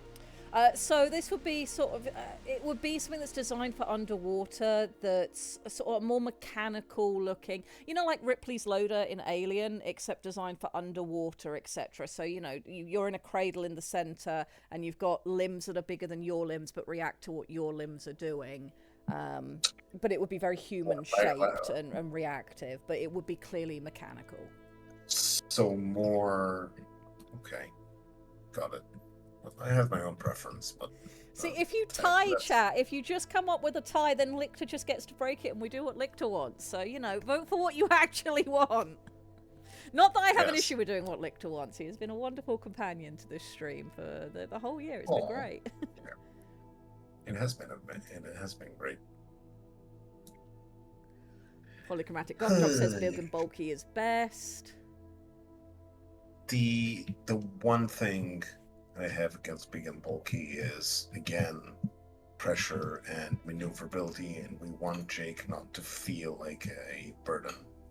Yeah, though at the same time, the Library Titan probably doesn't move that fast, so it might not be too huge of an issue. Whichever we go for, we will make it work. Yes, of course. Absolutely. And I'm happy with whatever chat tells us to do. Because we have the best chat. It's just that chat sometimes have opinions. Introspective 90, I think that's a great idea, is that he has an internal reservoir of liquid oxygen, and that perhaps that's part of the reason why the HAB unit's so important, is that, you know, that needs to be recharged. The HAB unit is bigger and can filter and, you know, top up his suit effectively between expedition sessions. Big Daddy, but the hands are 3-finger grippers that open into propellers for mobility. So we're giving him totally not a proto Iron Man suit. Big and bulky can tell pressure to fuck itself. I mean, it can in certain ways. We've gone with the vote has come back with exosuit mechanical. So I think what we'll do is we won't go quite as old-timey, stompy, big as a Big Daddy. We won't go fully streamlined, but we'll be perhaps somewhere between the two. So although he's got these bulky elements to his suit, the edges around it and the location of where the bulky elements are is designed to at least allow him to move in water at a reasonable pace compared to the people that he's with. I think... I'm going to say that... What? Terminator armor. Yeah, Terminator armor is good. I'm going to say that most of it is ceramic on the outside, and ceramic and resin. And the chassis is mostly metallic. And it is built for stream. Again, it can't be too bulky and stuff because water gets in the way. It's not space, not air you're moving through, Neo. And you need some manner of maneuverability. I think he has many jets everywhere. Yep, and if we're giving him something bulky, that gives him space to put the jets in to assist with his motion. All right, so let's put in some more notes. So we know we want an exosuit style dive suit. It will be bulky in places, but the edges will be streamlined for operating underwater.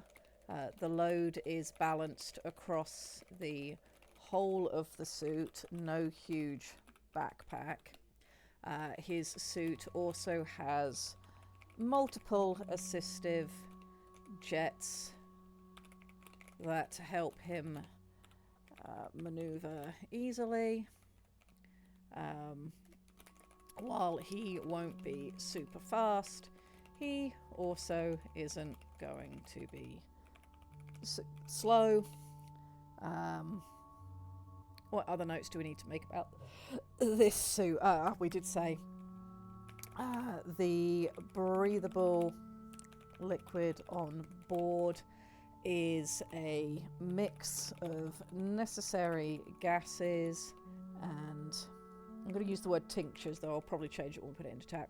And tinctures that assist with what he's doing, surviving at ludicrous depth. And he only has but so much in his reservoir before he needs to connect his suit back to his hab unit, where it can process more / fresh from the local environment to top his suit up and make sure the internal contents are biologically sterile of contaminants for his health. Essentially, he has the exploration suit, and he has the hab, which is the Yes, maintenance. and he needs both. Yes. Fuck you, Ocean! I have a jetpack on Terminator armor. Yes. See, we found the happy medium. We're all happy. It's a happy day here. Yes, I like. You know who said Terminator armor first? Because I really like this. Introspective. It was introspective. Well, introspective, having good ideas. Who'd have thunk it? Me. I thought about it. Okay. How is the talking handled because of the water? I think the easiest way there is that although Jake will have perhaps, a way of internally sort of typing things if he needs to, most of his talking is going to be handled by Kilo. He has a Skulljack connection with Kilo, and Kilo has access to the translation software, so he literally just talks as normal, just inside his head, and Kilo makes it an outside thing where other people can hear it. I can sit down and explain the fact that you don't need the air to move to make sound, so Kilo can understand you. We can but we also know that we've already got the Skulljack connection between the two, so why not just make use of that? We already know it's there, so... Kilo just registers the micromuscular motions of the vocal cords and translates it to what he would have said and takes the neural feedback from the Skulljack. With these two inputs, even modern-day technology could tell you what you're about to say. Talking is handled by... primarily. Kilo has a Skulljack connection to Jake's active thoughts. He can think at her, and she can use the translation software to speak his words aloud. Secondary. Can I ask one last nerdy question? Yes. That might use power source. We'll get to that in a minute. Kilo's also able to read Jake's throat motions and vocal cord motions to decipher what he is saying if needed. Tertiary, there is an emergency keypad entry inside Jake's suit if needed. Okay, power source. This is where I really wish we had Ed here, because we're going to need to figure out what we want to do power-wise. All right, you guys are better science nerdy people than I am. What do you want to do for power source? I'm sure you guys will have more ideas than I will. What do you want to do for power source? And we do have the ability to do a bit of hand wavium here because we are sci-fantasy, we are not hard science.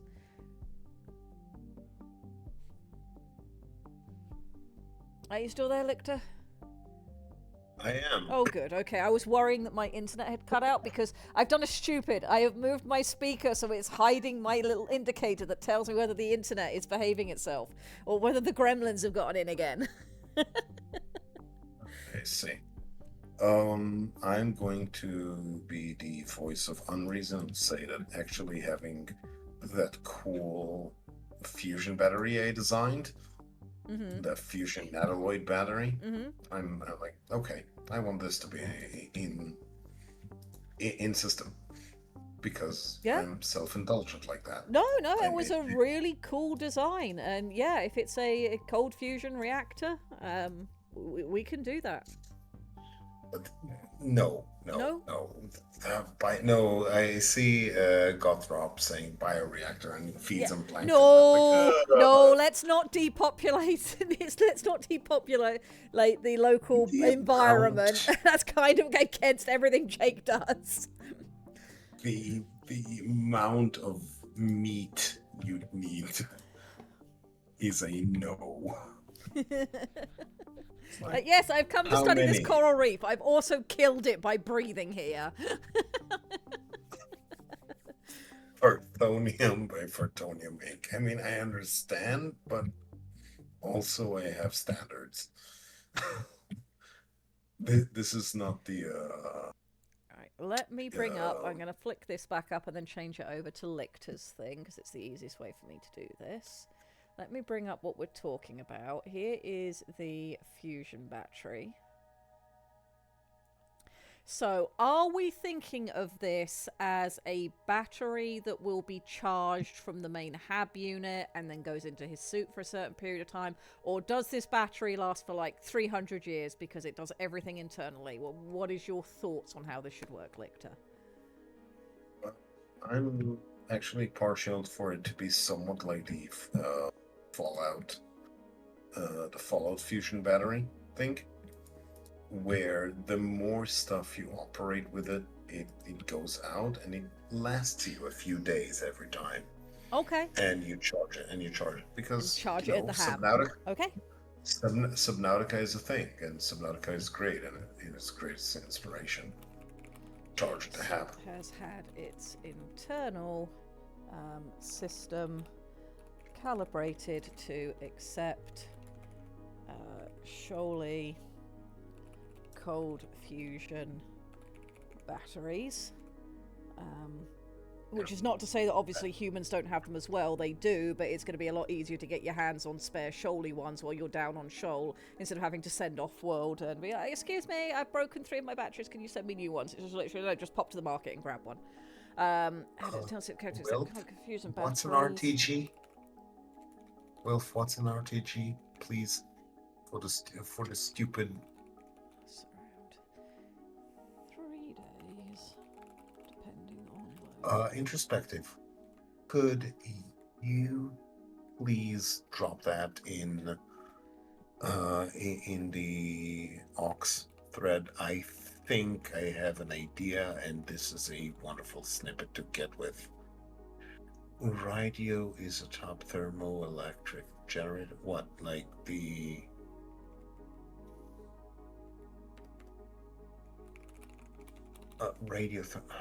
you can't use radiothermal generator underwater. You have all that water swallowing up all your energy. Series of strip. Plutonium decay. Okay. Plutonium decay. That's radioactive. Okay.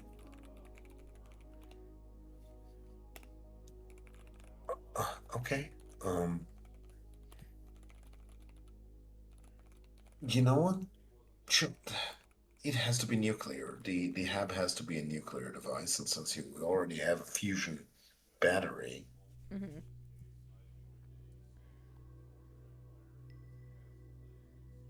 Oh, introspective is actually giving us the whole lowdown. Awesome. Excellent. Let me copy this. If you could also put this over in the orcs introspective when you get a chance, that would be very helpful.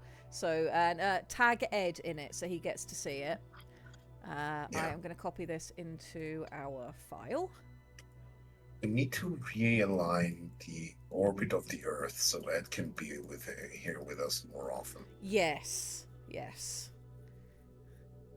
And then copy this bit.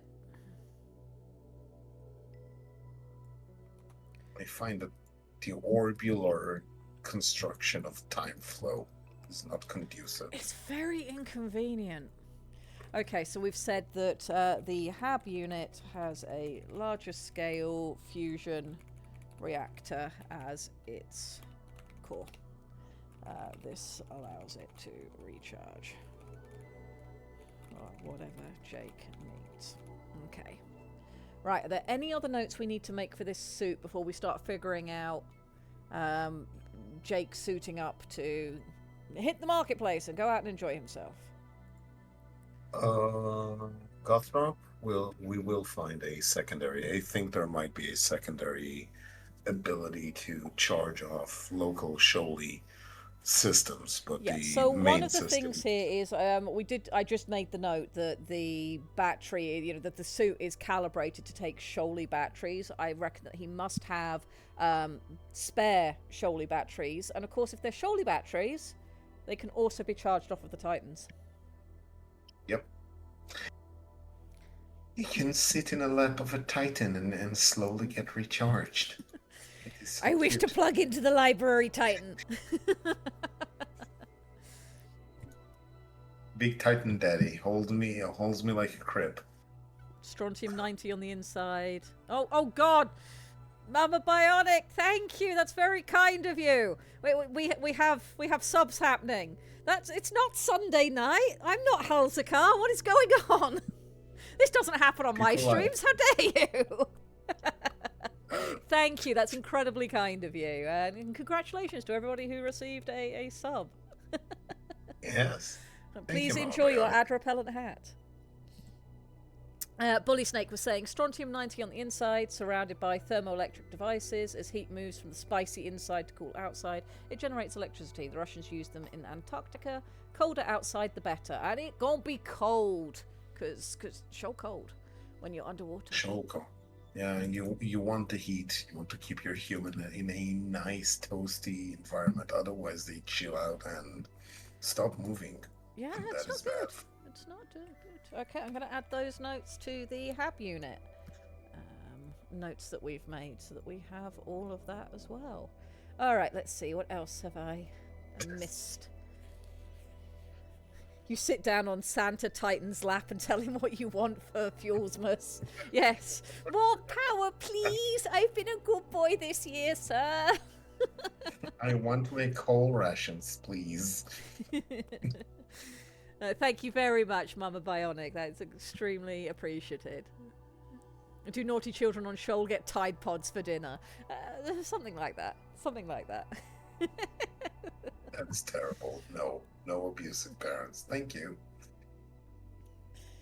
The children on Please. Shoal don't yearn for the mines. They yearn for shore scouring duty. Get up on the surface, you little menials. Oh dear. God. Right, Okay. back to doing functional, useful things. Okay, so we figured out what's powering our suit. We figured out how we're breathing in our suit. We figured out something of the structure.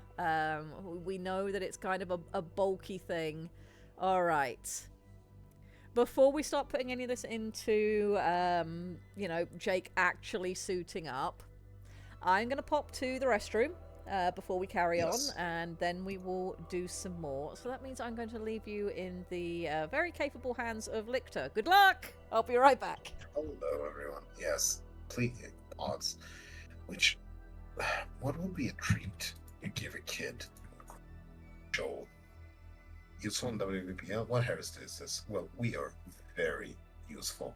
I'm sorry. We came up with 30-something war crimes in one stream. Mostly because of Zork, but not only because of Zork. Hey, Joey. Enjoy your sub. So, any more ideas? What would be the basic weaponry that self-defense, purely self-defense, and coolness factor? Return from turning off outside water's side. Turning off outside water. Turning off outside water is a massive quest line on Shoal. Like, you need to do that. Otherwise, problems. Huh. Hey there, introspective. How do you do? Is Verita. Ed Lictor? No, Ed is not Lictor. I have checked in the mirror at least twice, and it doesn't matter how many times I put on the Ed skin, I do not become Ed.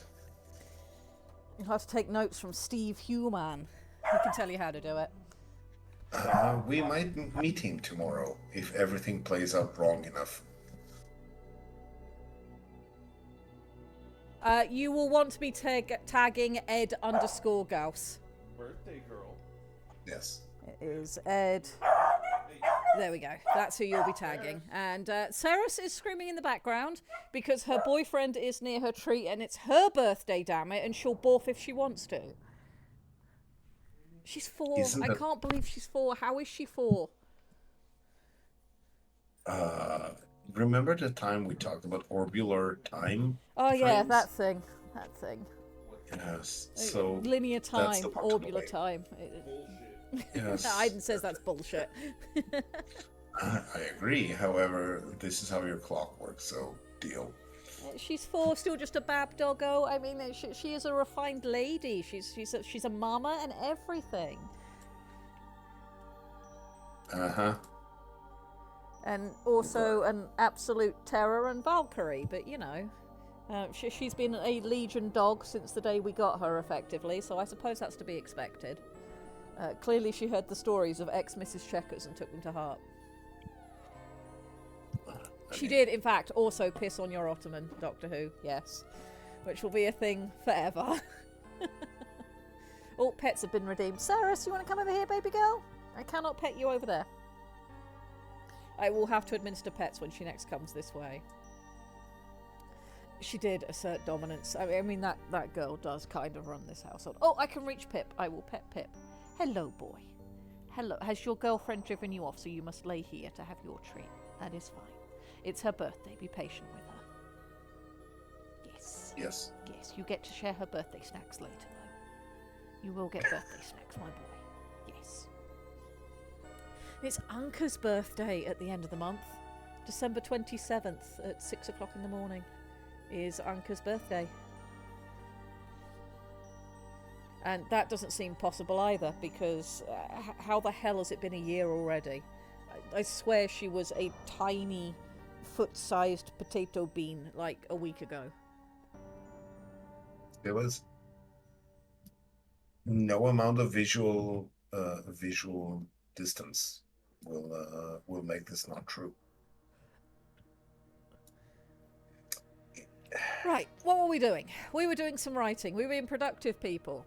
All right, so let us have a think about how Jake suits up then from his hab. So we know notes that we'll want to make is Jake's suit is stored in the moon pool where it is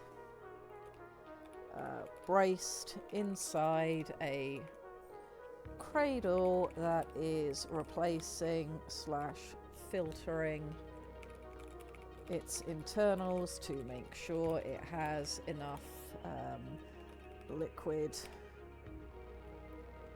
oxygenation on board,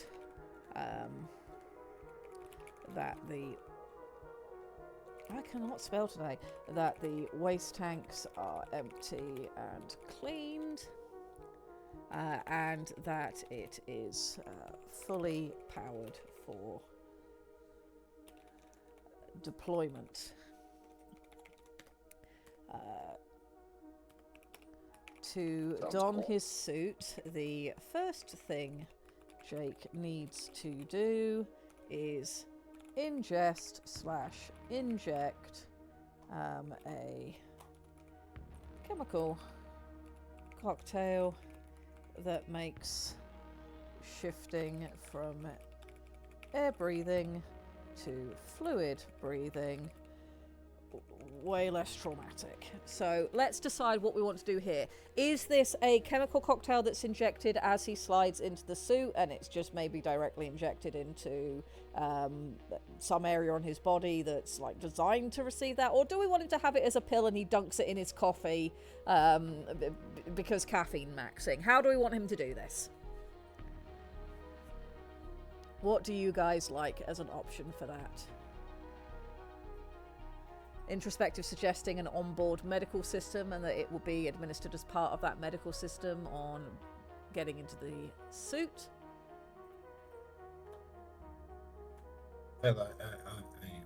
suggested a coffee pill because I think Coffee LC pill and- is pretty cool for Jake's personality and just that human connection to hot drinks making you capable of doing things. The feeling of drowning and training required to not panic should be mentioned. I completely agree. Let me put that note in. I think what we'll do is we'll put it to a vote in how you guys want to do this. Let's make sure we make a note of that so that it gets added in. It would help if I clicked on the right thing so I can see what you guys are saying. Yes, LTL fluid, only, you know, not as... Yeah, we're not going one full Evangelion. Okay, let's do... it's the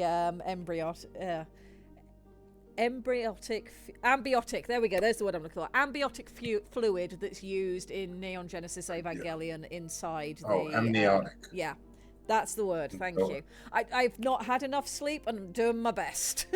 It's almost like I'm on crunch time for a load of projects and... Oh God.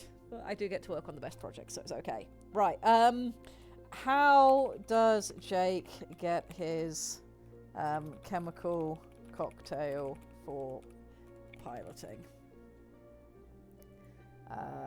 Injected on entering suit, or pill he drops in his coffee.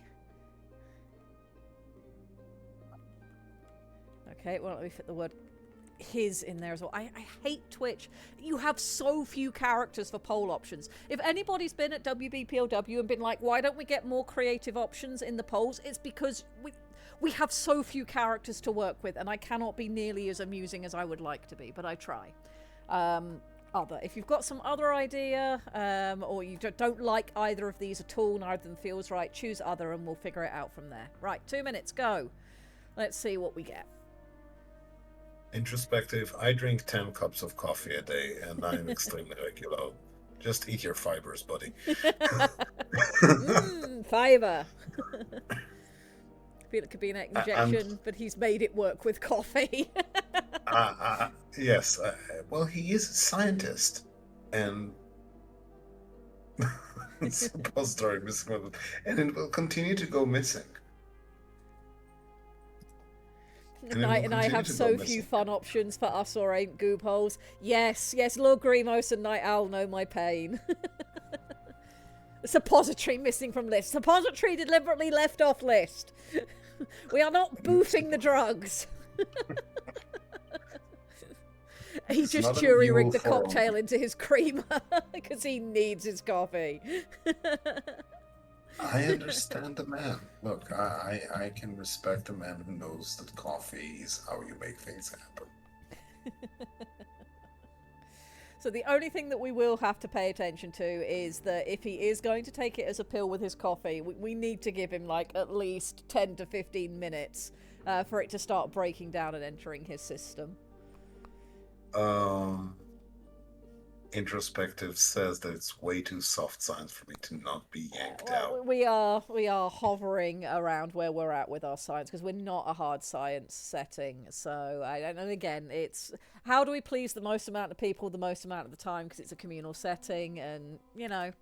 So, sometimes you let go of certain things that you could do other ways for aesthetic reasons or character reasons or general audience reasons, so we don't necessarily have that one in this because Shoal is just for whoever finds it interesting.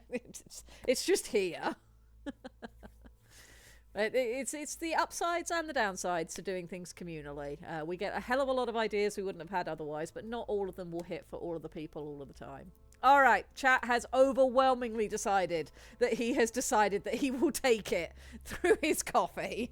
All right, let us add that note into our file. Okay, so ingest a chemical cocktail that makes shifting from air breathing to way less traumatic. Jake has a habit of taking it as part of his coffee. This means he needs 10 minutes from taking it before he can start suiting up, so it has time to work before he's expected to breathe fluid.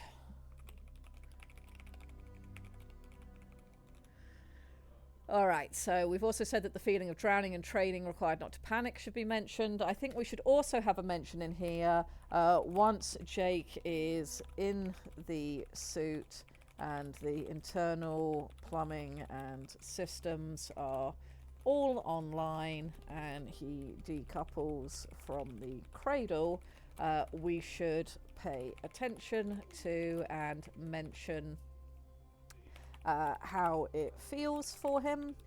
He should feel bigger, stronger, weightier, and need a minute or so to adjust from his normal human limbs to the feel of his larger limbs in the suit.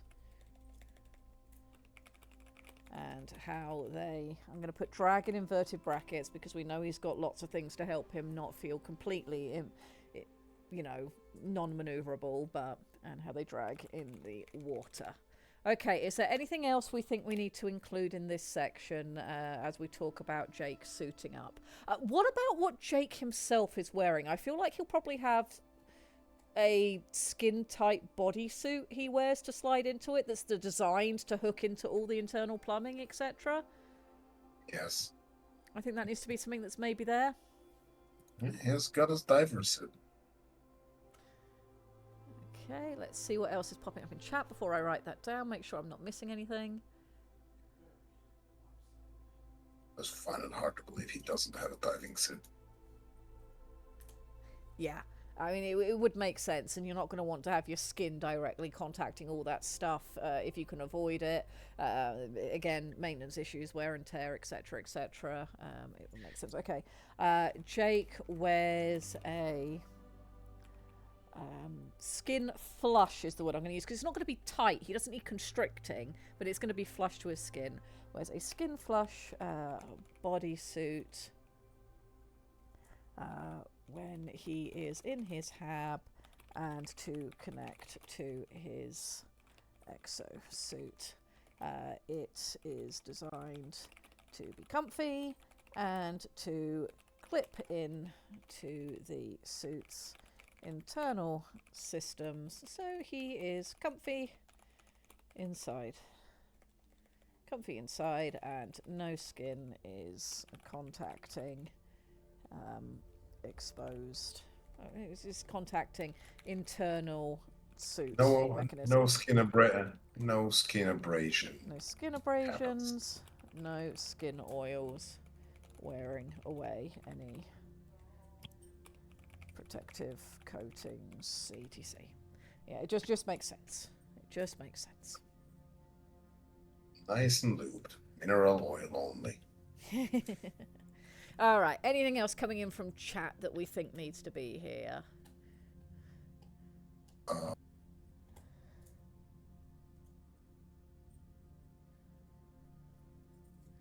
Nerve suit, controlled through an ingenious nerve suit, which allows the translation. Okay, yeah, so, okay, yeah, that makes sense. The body suit has an internal nerve system. Has I think it's just an extension of the neural jack. Yeah, to help translate muscle twitches alongside the skull jack link in point. I mean, at this point, he has a skull jack. He doesn't need. No, but it wouldn't be a bad thing to have that as like sort of an additional thing that the suit is the big suit is reading from. We can definitely do that. Yeah, absolutely. And it means we also get to draw cool nerve suits, so, you know. There is an aesthetic element to this. You and your immaculate logic. Fine. Win the day. Twirl your moustache. All right, so one of the other things that we need to add in. Okay. Medical. The suit has a medical system worked through it, which monitors Jake's condition, adjusts chemical cocktails he is ingesting, inhaling, to help keep him healthy, and also handles other minor medical situations. Inconveniences. We are not making an Eversol chemical soup. Yeah. We are Inconveniences definitely. that can happen while operating on There's an absolutely alien no planet. reason to think As making with other parts of the suit, the HAB unit has a more full suite of necessities, but the onboard system is designed to help Jake function better. Okay. Right, last check on chat, and then we'll start thinking about how we are going to start pulling this together. So let me take all of these notes. Alright, we need to think about how we want to use this to discuss putting on the suit. Wait, are you going to use it rose? I know! Amazing that this happens. Yeah. It's fine. I just had to.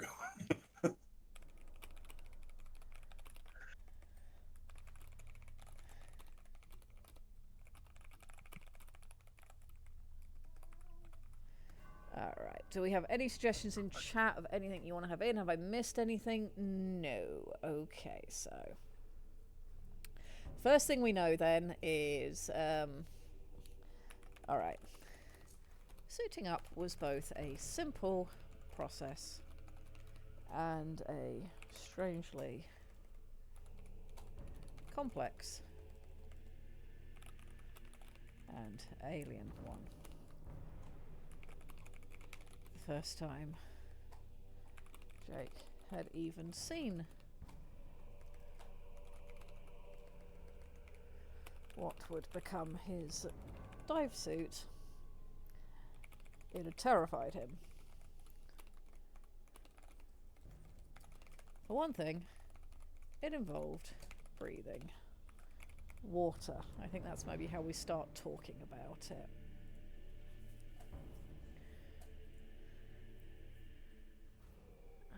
Let's see, chat.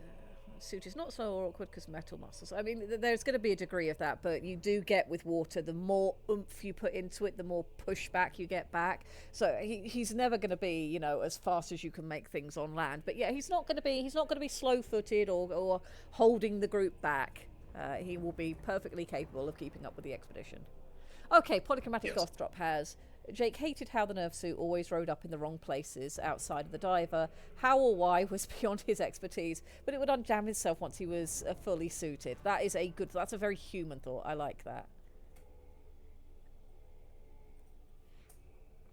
Let us lift that and pop it over here. Okay.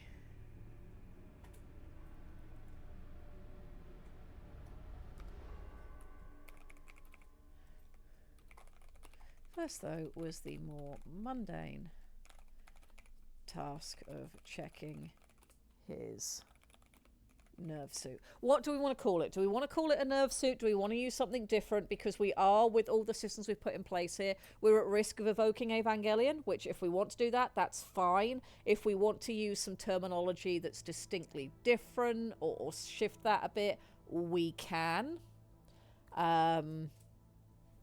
It's up to you. I don't mind either way. I can make both work. But do we want to call it a nerve suit? Do we want a different title for it? Yeah, nerve suit for nervous system. I mean, it's an accurate name. Dive suit, I think, will be his main external suit. It's, just, have a think on it. If there's other options you want to go with, we can always put it to a vote. Sorry, but wetsuit. Wetsuit is a very specific thing. Is it? Yes. Okay. A wetsuit is a tight, skin-tight suit that's designed to let water on the inside of it and trap the water there so it absorbs your body heat and keeps you warm. So a wetsuit is a very specific thing, and for all it technically would work for what we're doing, it would also be a problem because in the mind of the reader, especially anybody who surfs or has used a wetsuit, it's going to evoke the wrong thing. Oh, I see. Okay. My bad. No, you're fine. This is what discussions are for, and you know, all Yeah, the wonderful I joys learned of the something. English language. I used to learned something. surf every single year. We went surfing every summer until I was like 19, 20 years old. And sometimes in the winter, off the coast of nice. England in December. Oh. It was cold. I believe that. We are having cold weather. It's nearly 20 degrees Celsius. My goodness. All right, we've got some good suggestions in chat. It's an NISS, Nerve Impulse Spike Suit. So we'll call it an impulse suit for short. That gives us something Impulse. unique, but it's still using that nerve idea. Yeah, we will use that. Okay, let's pull that over. I like that. Impulse suit. Of donning, because he's going to put it on. No, let's go with checking, because let's assume he's already got it on, so he doesn't have to get unchanged in front of Umi. First, though, was the more mundane task of checking his...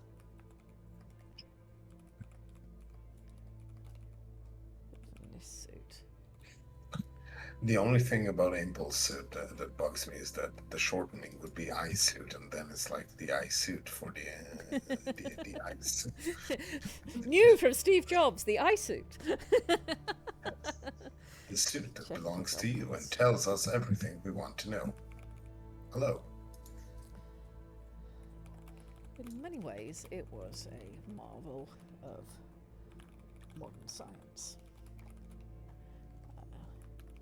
It even had a bright, cheerful logo above the NISS acronym. Nerve Impulse. What did we say this stood for? Go back to chat. Nerve Impulse Spike Suit. Yes. Spike suit? Never mind. I'm cool with it. Don't mind me. Just brain. Less cheerfully. The suit or the skin flush material always seemed to ride up in the wrong places outside of his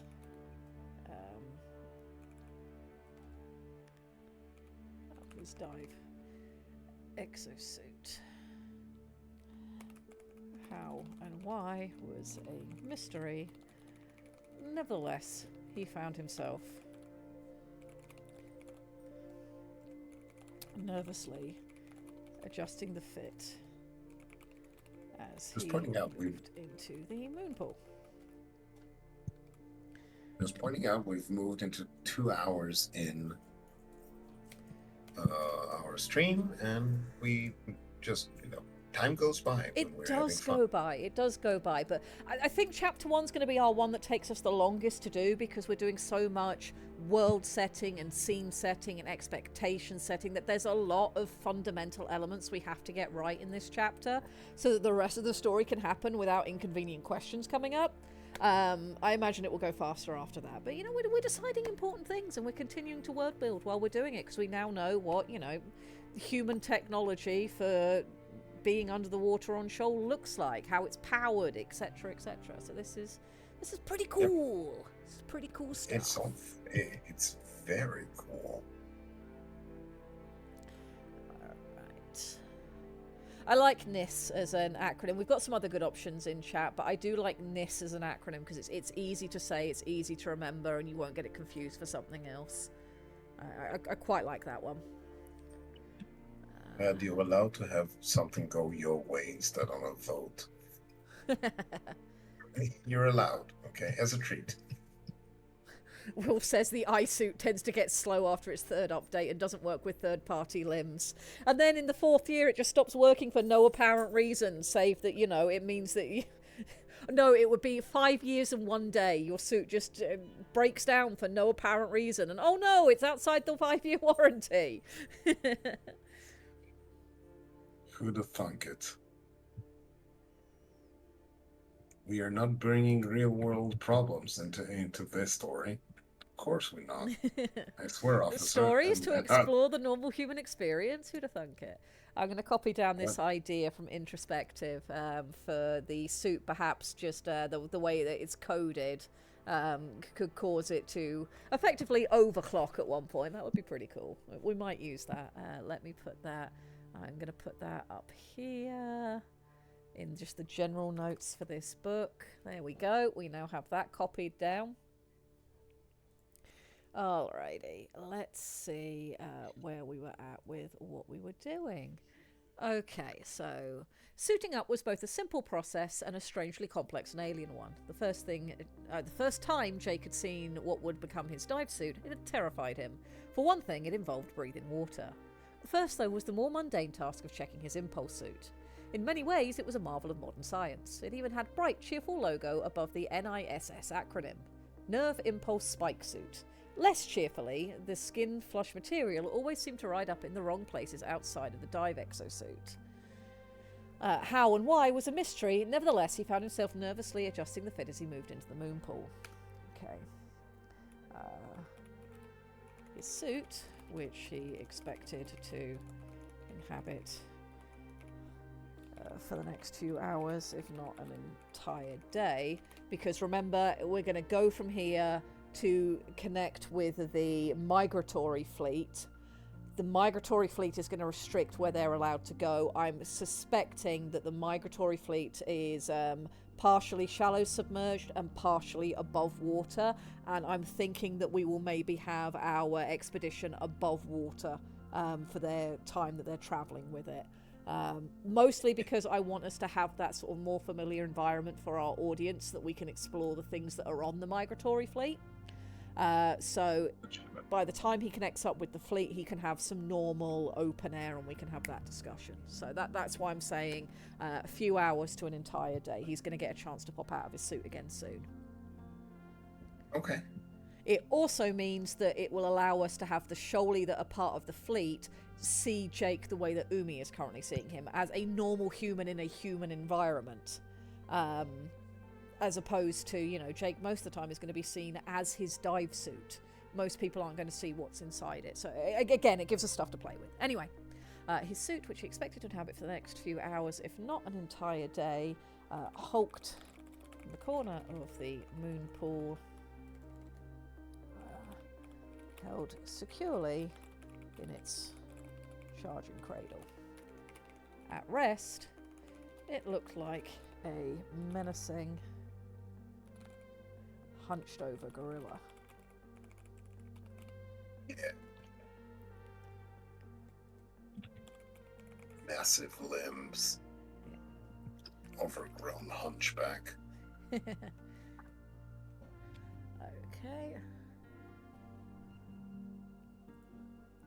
Fake plates. Umi.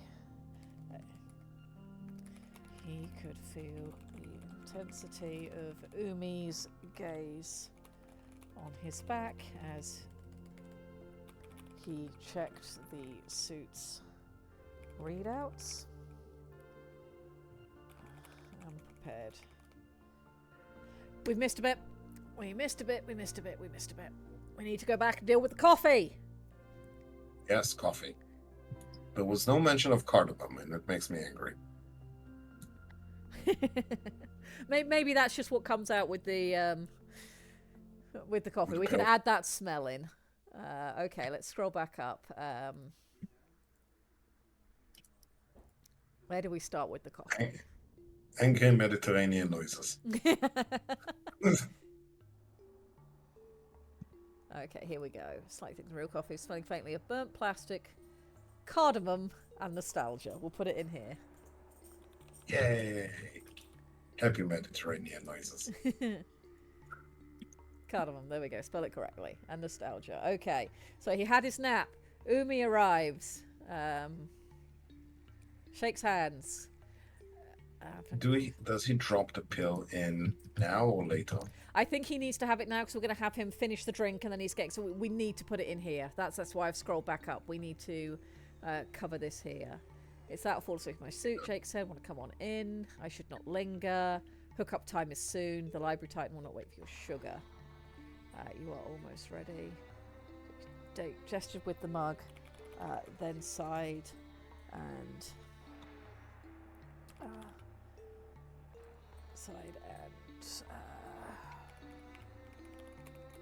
retrieved a thick pill from the counter. It dropped into the coffee with an Racing plop. I was going to go with sullen plop, Sullen words. immediately reducing the flavour. Okay, suits checked, trunks packed. I just need to pretend I'm not terrified for another 19 minutes. And get this prep pill. So this is why he's adding the sugar to the pill. Yes. Kilo drifted closer, settling into her usual rhythm. 18 she corrected in 40 seconds. Okay, then further down. There's a point where he drains the rest of his coffee. We'll add in there. Okay, Jake drank the rest of his coffee in one go and set his mug back under the spout.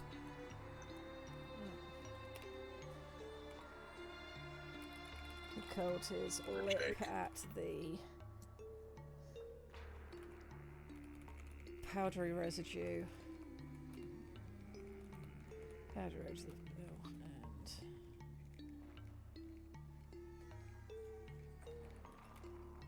yeah, we'll just leave it at that. And curled his lip at the powdery residue of the pill. And Kilo, secure everything for Hab, gentle deconstruction, logging freighted. Yeah, okay, yeah. He looked once around the Hab, etc., etc. Back down to suiting up. Okay, here we go. He could feel the intensity of Umi's gaze on his back as he checked. Why can I not spell today? The suit's readouts and prepared to slide in. Medical, waste, power, and oxygen systems, all red. Green, though, he double checked the actual numbers just to be sure. He could feel the edges of the pill's effects beginning to kick in. A faint. Okay, what sensation is he going to feel in his lungs and throat? How do we want to describe this? The options are either tightness or I don't want to be slimy. I don't want to feel bad. Maybe a faint easing in his lungs and throat? Yeah, no, that's yes. Okay, an easing and a coolness. Okay. A faint cool A faint easing. no heat.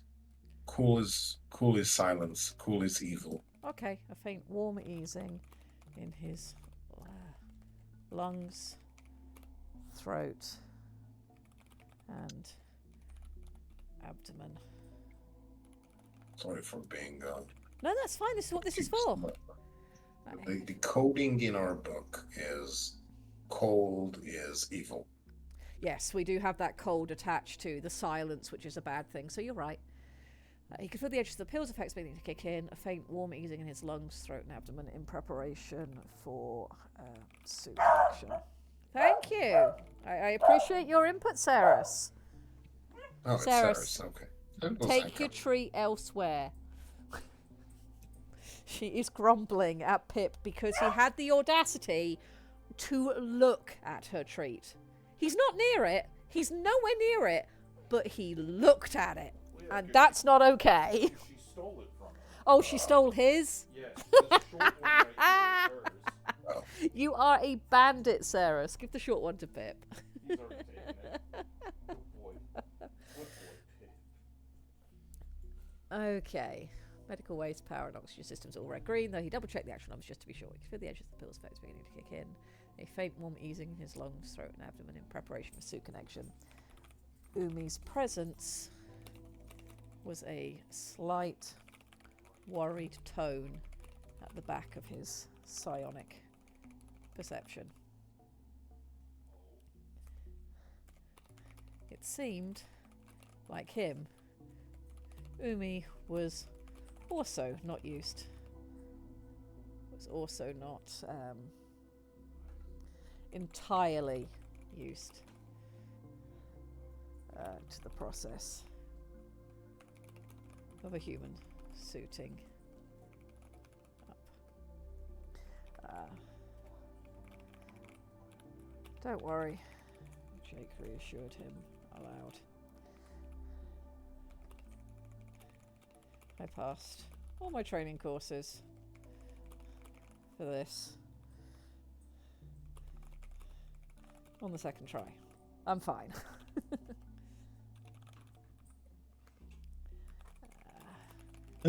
Human sense of humor. Yep. Okay, second guess his own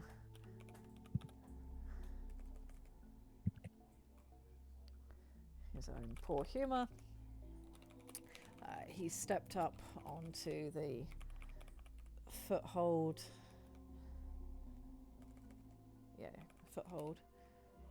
So he could reach the open head of the suit and slide into the snug interior. As his legs and torso slid into place, gripped firmly but smoothly by the suit's interior muscles. He felt his impulse, we'll use the slang, he felt his impulse suit snag into all the correct hookups and settle around him like a comfortable blanket.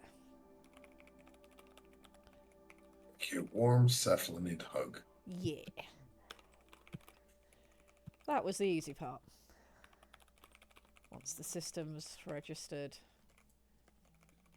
his presence and began to spool up, the scary part came in two waves. The first was the hood of the suit closing over his head. This, he was told, was a terrifying, claustrophobic moment for some dive pilots until the sensor arrays linked up with their skull jacks and the feeling of being enclosed eased. Jake had never been claustrophobic, so he was at least spared that worry.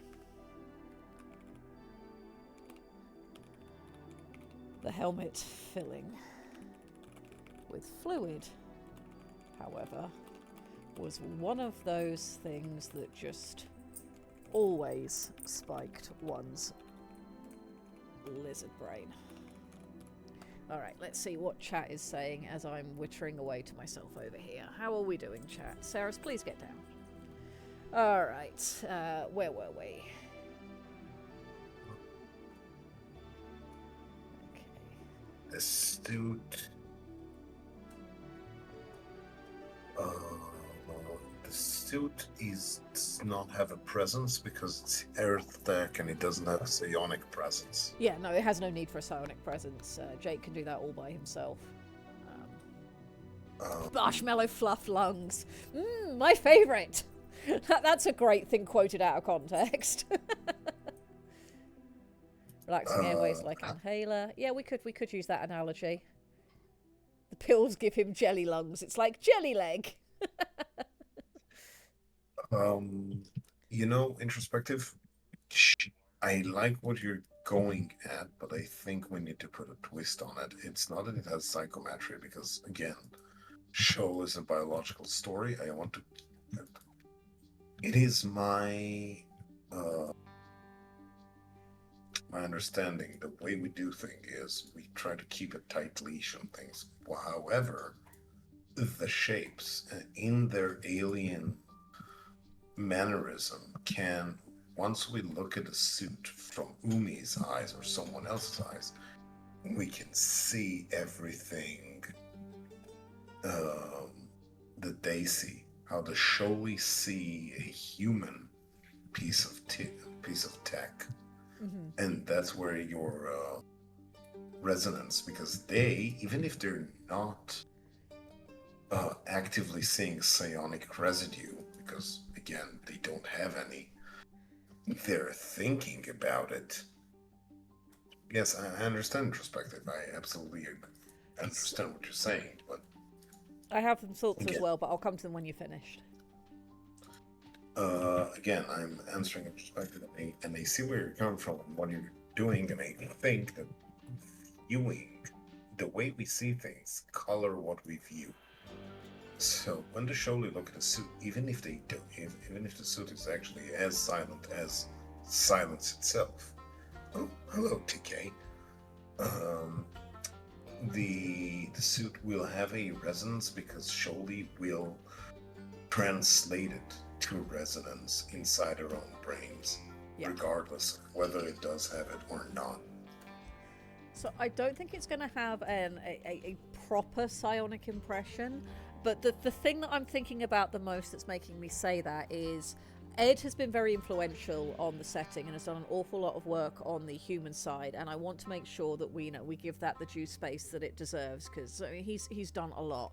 And the Forrester Society and the presence of humans on Shoal is very carefully managed, because both sides understand the uniqueness of, alien cultures meeting and how diverse and different the places they come from are, and how fragile that could be if the warlike nature of both sides were to come to the front. So it's very carefully managed, and the Forrester Society has been very careful and influential in managing what makes it down to Shoal. So I'm all on board for our mech being it's a civilian interpretation of a combat style mech that humans use, but I feel like the Forresters would have taken a unit and had it modified to be the civilian unit. It would not have actually served in any kind of soldier capacity to have picked up those kind of things. I don't think the Forrester Society would be on board with, yes, this has fought in 3 wars, let's allow it to go down onto Shoal where we know they have psionics,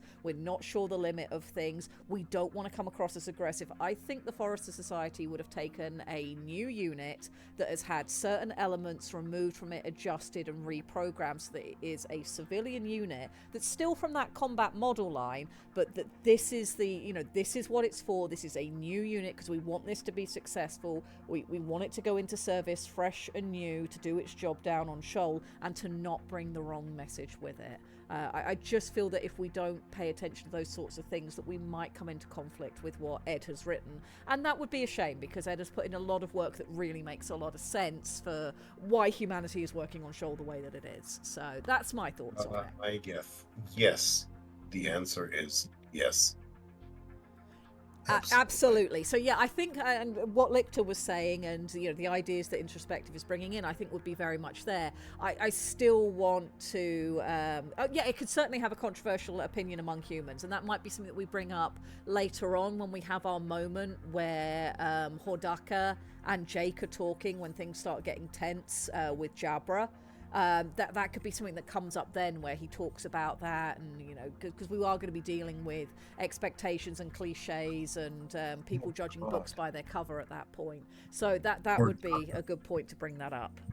Think how wide the saucer-sized, wide-eyed stare Hordaka gets when he realizes that whatever's that Jack is wearing is what passes for a titan in their culture.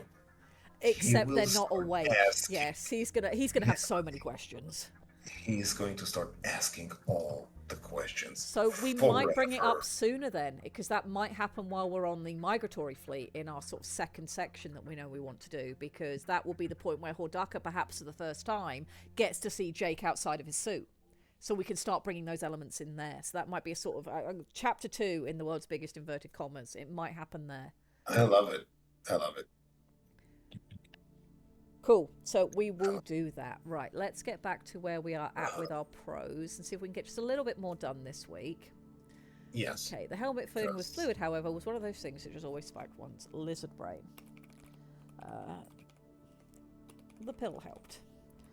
Jake always took it with coffee,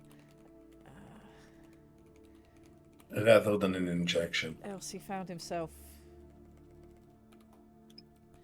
tasting the residue for hours. It'd also be the injection, as that always left part of his arm feeling numb.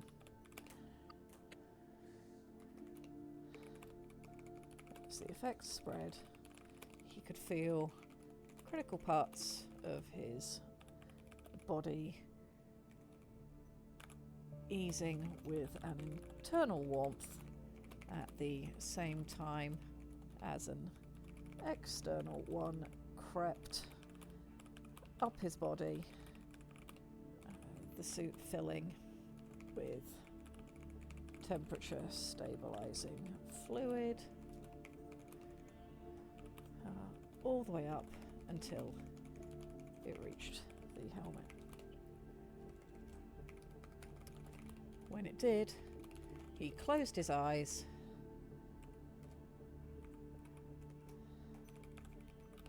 leaned back mentally and made himself relax.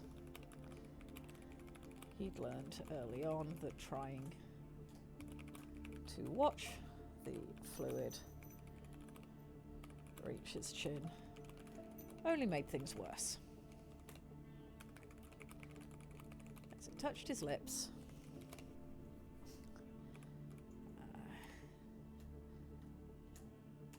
he let his mind drift on the pill effects and slowed his breathing.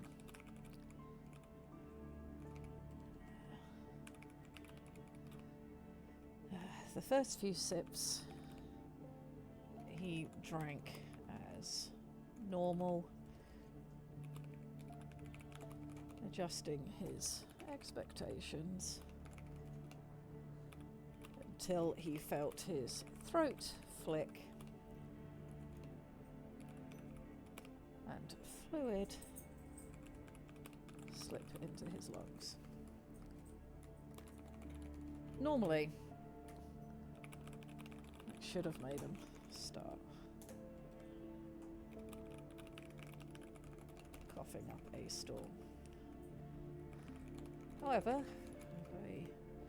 between the pill and the initial Extensive training. fluid mix, combined with his training, instead felt like a nice, soothing. Let's scroll so you guys can see what I'm writing. Like a nice, soothing. Not go with peppermint. Let's just go with mint. A nice, soothing mint numbness spread into his chest, then warmed him from the inside. In moments, what air was left within passed as small bubbles on the exhale, and everything normalized. There we go. No throwing up, no unpleasantness. Just a brief moment of, oh God, okay, I'm fine. Yes. How do we feel about that, It's chap? cold, man. Night Owl is finally done with work. Good job, Night Owl. Welcome in. We are currently drowning our main character. There should be a Yes. comment about the flavour when he drinks a little, like, Jake was happy they got rid of the artificial strawberry flavour from his training. That is hilarious. That's whatever made it. Never seen a strawberry.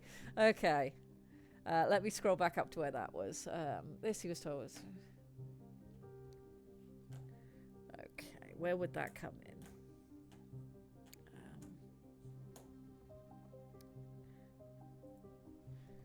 Okay, let's fix misspellings while we do it. Okay. The helmet filling with fluid, however, was one of those things that just always spiked one's lizard brain. The pill helped.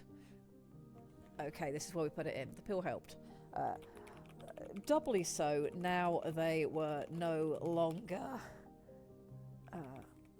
strawberry flavoured as they had been in training.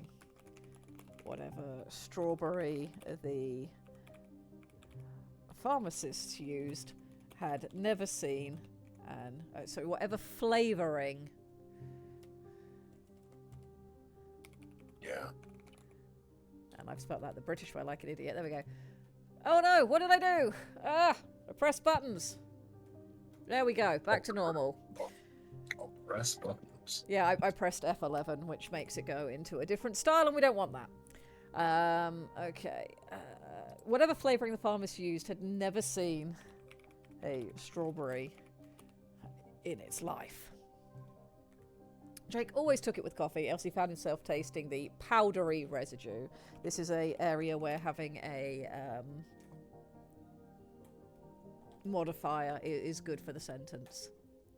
I know the word I'm looking for, but I only had 5 hours of sleep last night, and my brain is functioning less well than I'd like it to. All right, let's read what we've got for this section now, see where we're at. Okay.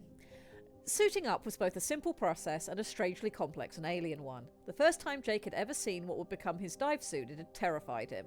For one thing, it involved breathing water. First, though, was the more mundane task of checking his impulse suit. In many ways, it was a marvel of modern science. It even had a bright, cheerful logo above the NISS acronym, Nerve Impulse Spike Suit. Less cheerfully, the skin-flush material always seemed to ride up in the wrong places outside of his dive exosuit.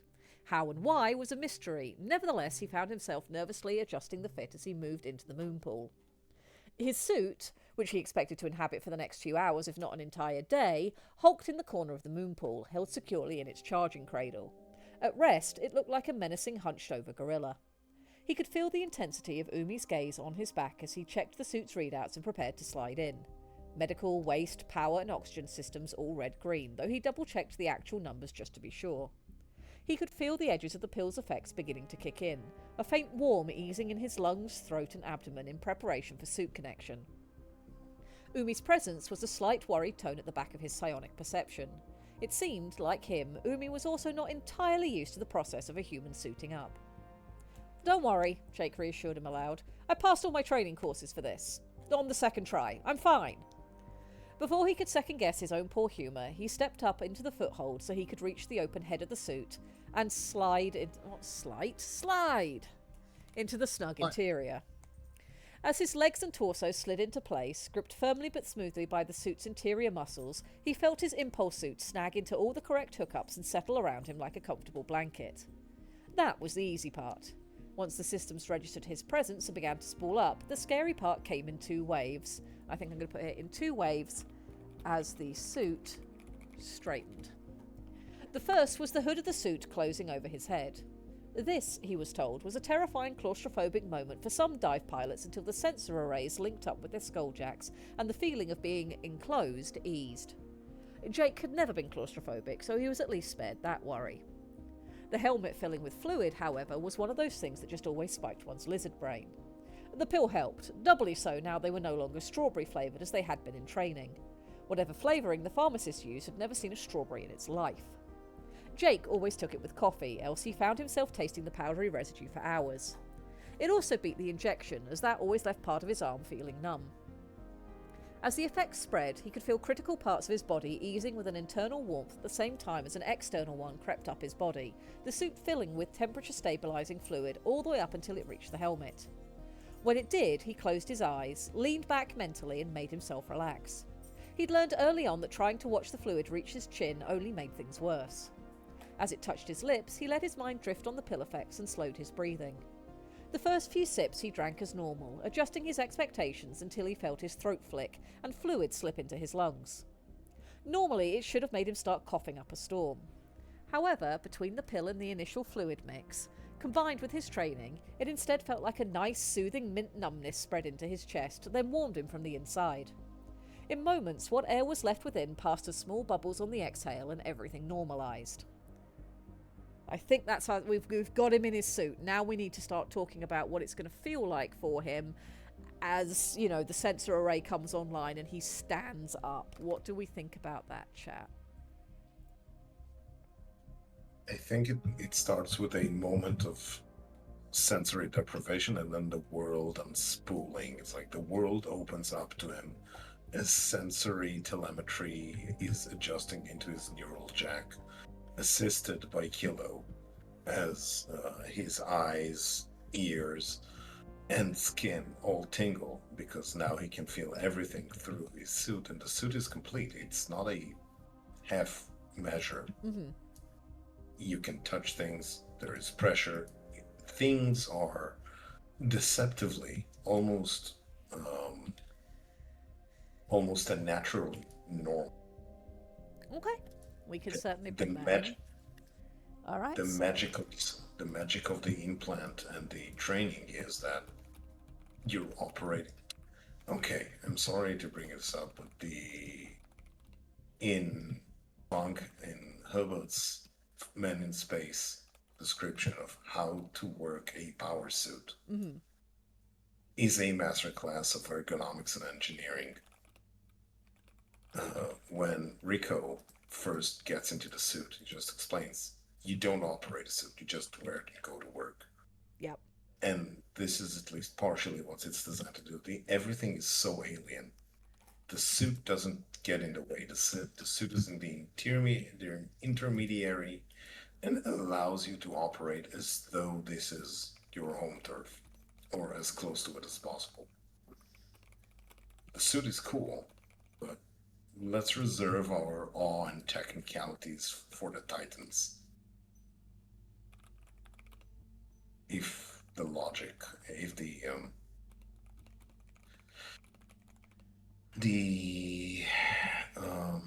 spotlight logic holds. Spotlight logic, am I coming through? Is this something people use?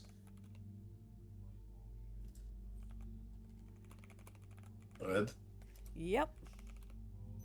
Okay. I thought I was think letting you lost talk it. while I wrote. So what I've got so far is there was a moment of drop. For a brief moment, his senses blinked, including a second they all went dark. Sight, smell, touch, taste. For a second, he couldn't feel any of it as the suit and his implant shook hands in a way that meant his exosuit wasn't overwhelming as the sensory suite connected. Excellent. When it all came back, Jake was big. Really big. For a moment, for a second, because we've used moment already, for a second he just stood still, feeling out his limbs. The suit had a top quality sensory bank, which meant for all intents and purposes the heavy, powerful limbs were now his limbs. Its eyes and the extra perception they held were now his eyes. His size was much larger than it had been a moment or three before. In some ways, it was disorientating.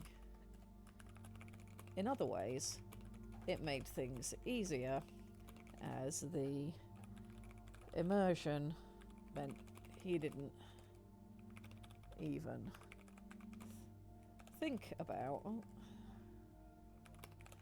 how he was breathing as the sense of scale settled in.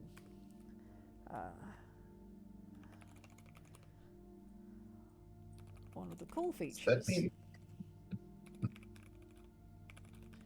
of the cool features the suit had was the ability to taste and smell the air and water around it. No, what I was trying to do there is something that's going to be coming out anyway. I don't need to link back to that. Let's take that out. That's not necessary. That can come up when it actually matters. We're going to edit the line about being aware of his own scent later, because that will only matter in the hab now. It doesn't matter in the suit, because he breathes fluid. Okay, where were we? His size was much larger than it had been in moment 3 before. In some ways it was disorientating. In other ways it made things easier as the immersion made. He didn't even think about how he was breathing as a sense of scale settled in. Once he was... Let's scroll a bit so you guys can see. Once he was confident, he knew how big he now was and could move without breaking anything or falling over. He finished straightening out of the cradle. Now seeing Umi at eye level. Forward. Pleasingly, Matching Umi. Umi was now at his own eye height instead of looming over him. It's nice to have someone to have this little size comparison. Yes.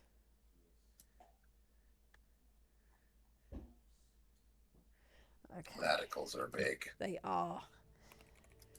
I'm good, he said again, though this time the sound came purely from Kilo.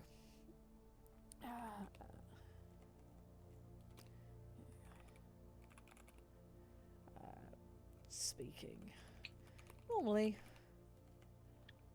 wasn't quite as easy with a throat full of fluid, but his skulljack handled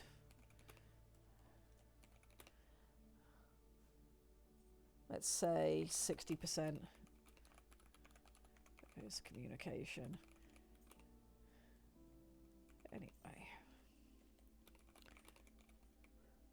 that feels a bit expository if I said so it felt normally, so let's just leave it at that. I'm good, he said again, and this time the sound came purely from Kilo. Speaking normally, it wasn't quite as easy with a throat full of fluid, but his skulljack handled 6% of his communication anyway. And Kilo had become practiced at mimicking his intonations. Okay, I think it's going to be at that point that we'll want Umi to sort of have a little bit of back and forth with him and say, I'm pleased to hear that, and they're going to get in the water and they're going to go outside. I'm going to try and do a little bit more writing off stream, and I'm aware that we've only got sort of 15 minutes left before we need to be out of here, so Striker can have his slot. So let's talk about some of the things that you want me to make sure are in here, chat. I'm happy to do the hab collapse and what that looks like from the outside by myself. Let's talk about, for some chapter 1 notes for me to work with, what is the disturbance at the market? Well, it's not even going to be a marketplace. We can discuss, you know, what sort of is outside as well while we do this. Let's make some notes. What do we want Jake to be stepping out into that I can get prepared for the next time that we're all here together? Any thoughts on that? Let's see what chat's had to say about what we've just written before we carry on. I do like the fact that much of chat is encouraging me to write British English instead of American English, and yes, all of the superfluous U's. Yes. What were you expecting? When he gets into the water, feeling the water's current on skin that isn't his is a good thing to put in. Let me grab that note, because at the minute he's still stood in the air in the moon pool. Once he actually gets into the water, we'll bring that element in. I do like that. I'm picturing this hunchback, muscular gorilla style of power suit. Yeah, because I think all of the stuff that's going to be built into the suit needs to be, you know, sort of on the arm muscles and the thigh muscles instead of all weighted on the back, etc. So we are going to go with that sort of load-bearing gorilla style, just with nice curved edges for water flow. And a little bit of chunky greaves where the jets are spaced. So you can do a little bit of an Ironman flight through the water. Polychromatic says a good portion of communications will be better, less hard numbers and all. Yes, you're probably right there. It is a good thing in writing. Do not use specifics unless you really want specifics to be the core of sort of a number that you're presenting, because it does stand out. Yeah. Kilo would have a thought of, yes, 60% of communication is handled this way. A human having the much of, it feels more human, more natural, more relaxed, etc. So yeah, I do think that's a good call. Some kids are graffitiing the hab. Well, we could go with that. We had said that what we wanted was the fact that there was a human and this strange hab that's not a normal part of the scenery in the town. In the sort of, they're in sort of like a trade route area. We'd said marketplace, but it's more than a marketplace. This is a social gathering hub, a connection point, a through route on the Silver Current. You know, where people pop into this city and then head out again, either having picked up goods or companions. And the dogs have opinions, and they are having them at Iden in the other room, but I bet you can still hear them chat. So we have options for what it can be, but this would be, for many of the Sholi that are here, the first time they're going to see a human or human technology. Yeah, which is cool. Wilf says they only took the U's out of words so that Webster could save a few bucks on printing dictionaries. A scathing takedown of the publishing industry. I like it. First step out is onto a pile of excrement. No, I don't think we need to go that far. He would have put his hab somewhere sensible. Now I know what you meant, but I'm imagining load-bearing gorillas now.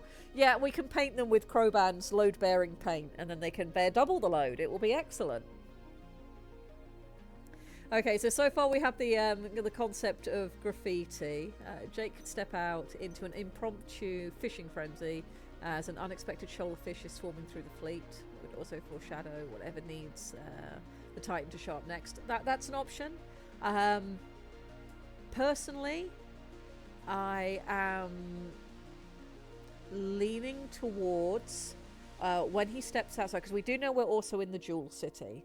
So perhaps he steps out into a very large gathering, half of which are looking at his hab unit, and then of course him when he steps out, and the other half of which are forming what to him looks like sort of a fight circle, only, you know, in 3D, because that's exactly what's happening. And then Umi can explain to him that, you know, that there's a couple of people who wanted to come and say hello, they're having a duel over who gets to come and say hello first, or something along those lines. Yes.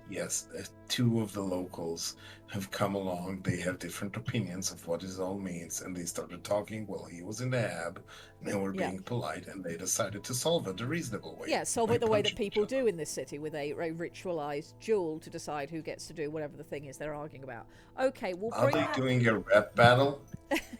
Yes, we'll have an underwater epic rap battle of history over who gets to talk to the human first. Okay, the world is stupid enough now. Yes. We have reached enough stupid. Yes. We started on what if drug addiction, and we've ended on what if epic rap battle underwater. Well, all right. Saris, do you mind? Can I have like 5 minutes to finish stream, and then you can yell as much as you like? It's Saris's birthday, chat. We have more people here than we started with, so it's Saris's birthday, and she's making sure everybody knows about it. There are 56 of you. I know. Why are there 56 of you here? Clearly, everyone's just here waiting for Striker. That makes sense. That makes a lot of sense to me. All right, we've got about Good 10 God. minutes. We're not going to get a huge amount more accomplished in 10 minutes, and admittedly, my throat is getting a bit dry from all of the reading today. So, we're probably going to start wrapping up here. And we will reconvene next week with what will probably be the second half of chapter 1 completed, and we'll be ready to start moving into chapter 2, barring any edits that you guys might suggest. But I think we're doing well. It's coming across nicely. It reads nicely. Homework. That we do have homework Yes. for this week. I would love Yes. over the Christmas period to pull together a series of short stories based on everything we've done this year. We've got a couple of short stories already that I'm going to pull into a single file, but I would love to have more. If you head over to the I want auxiliary, introspective. I want introspective to go ahead and give us a technical readout of the Caliburn suit.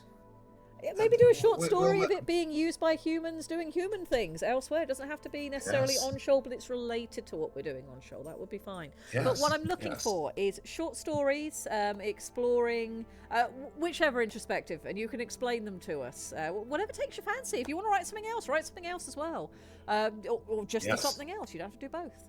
What I'm looking for is short stories or thoughts or, just little things to do with what you like from Shoal, from the stuff that we've put together, all of the immeasurable notes that we've made. It doesn't have to be long, doesn't have to be formal, doesn't have to be complicated. One of the favourite stories we have in setting so far is written in the style of a green text story, and it's great. It's almost a Shoaly isekai. So, by all means, if you have something about Shoal that you like, that you're interested in, that you want to explore, some little niggle of creativity that these streams have spurred in you, pop it down, overcome the blank page syndrome, write a short little thing. We'll pull them all together, and that will be sort of our opening hours over the next few weeks as we close out the year, is looking at some of the stuff that comes purely from you guys, without my overbearing hand on the steering wheel. So if you have the time to do that, if you feel like doing it, please do so. We have a Shoal channel in the auxiliary Discord. If you head down to the creative writing section, it is called General Shoalnanigans and Nonsense, and I do pay attention to it. We've had a lot of good stuff come into our setting from there, so that is where you can drop your short stories, or you can DM me. My DMs are always open. One last thing. Yes. I need a prompt. I asked for it at the beginning of the stream. I'm going to need a prompt from chat. Something to keep me occupied now with my Tell life. Lictor what you want him to draw. To draw and or a short story. I Or can do short story stories. about it. Yes, Lictor writes I know very how well. to use words. You do. I know how to You use do. words. Caliber and exoskeleton. Introspective, you know what? If you write it, I will make it happen. That sounds great. Yeah, to describe it, and Lictor can draw that up, and that will be cool. That will be a very fun time. The pact is sealed. Okay. Yeah, I don't think you understand what's going to happen now, but hey, buddy. If you haven't seen it, could you stop, please, Pups? I'm nearly done, I promise. If you haven't seen it, head over to the YouTube channel. There is a trailer for the next Text Talks Battletech up. It is coming very soon. Oh my goodness, dogs. Can you please stop? Clearly not. Okay, one last try with feeling. Sorry, they needed shouting at. Okay, we are going to get out of here. We're going to let Striker take over and let you guys have a wonderful Friday afternoon. Enjoy your weekend. Oh, one more note. We will not be having WBPLW this Sunday. Hals has some real life stuff going on he needs to be there for, but Fuzzy is planning on taking over the slot. So hopefully we will have Fuzzy on Sunday instead. I'm not sure what he's planning on doing, but I do hope to see all of you there. The dogs are about to go for a walk and burn off these excess borks that they have. I am so sorry, chat. They are very loud. Okay, everybody, peace out.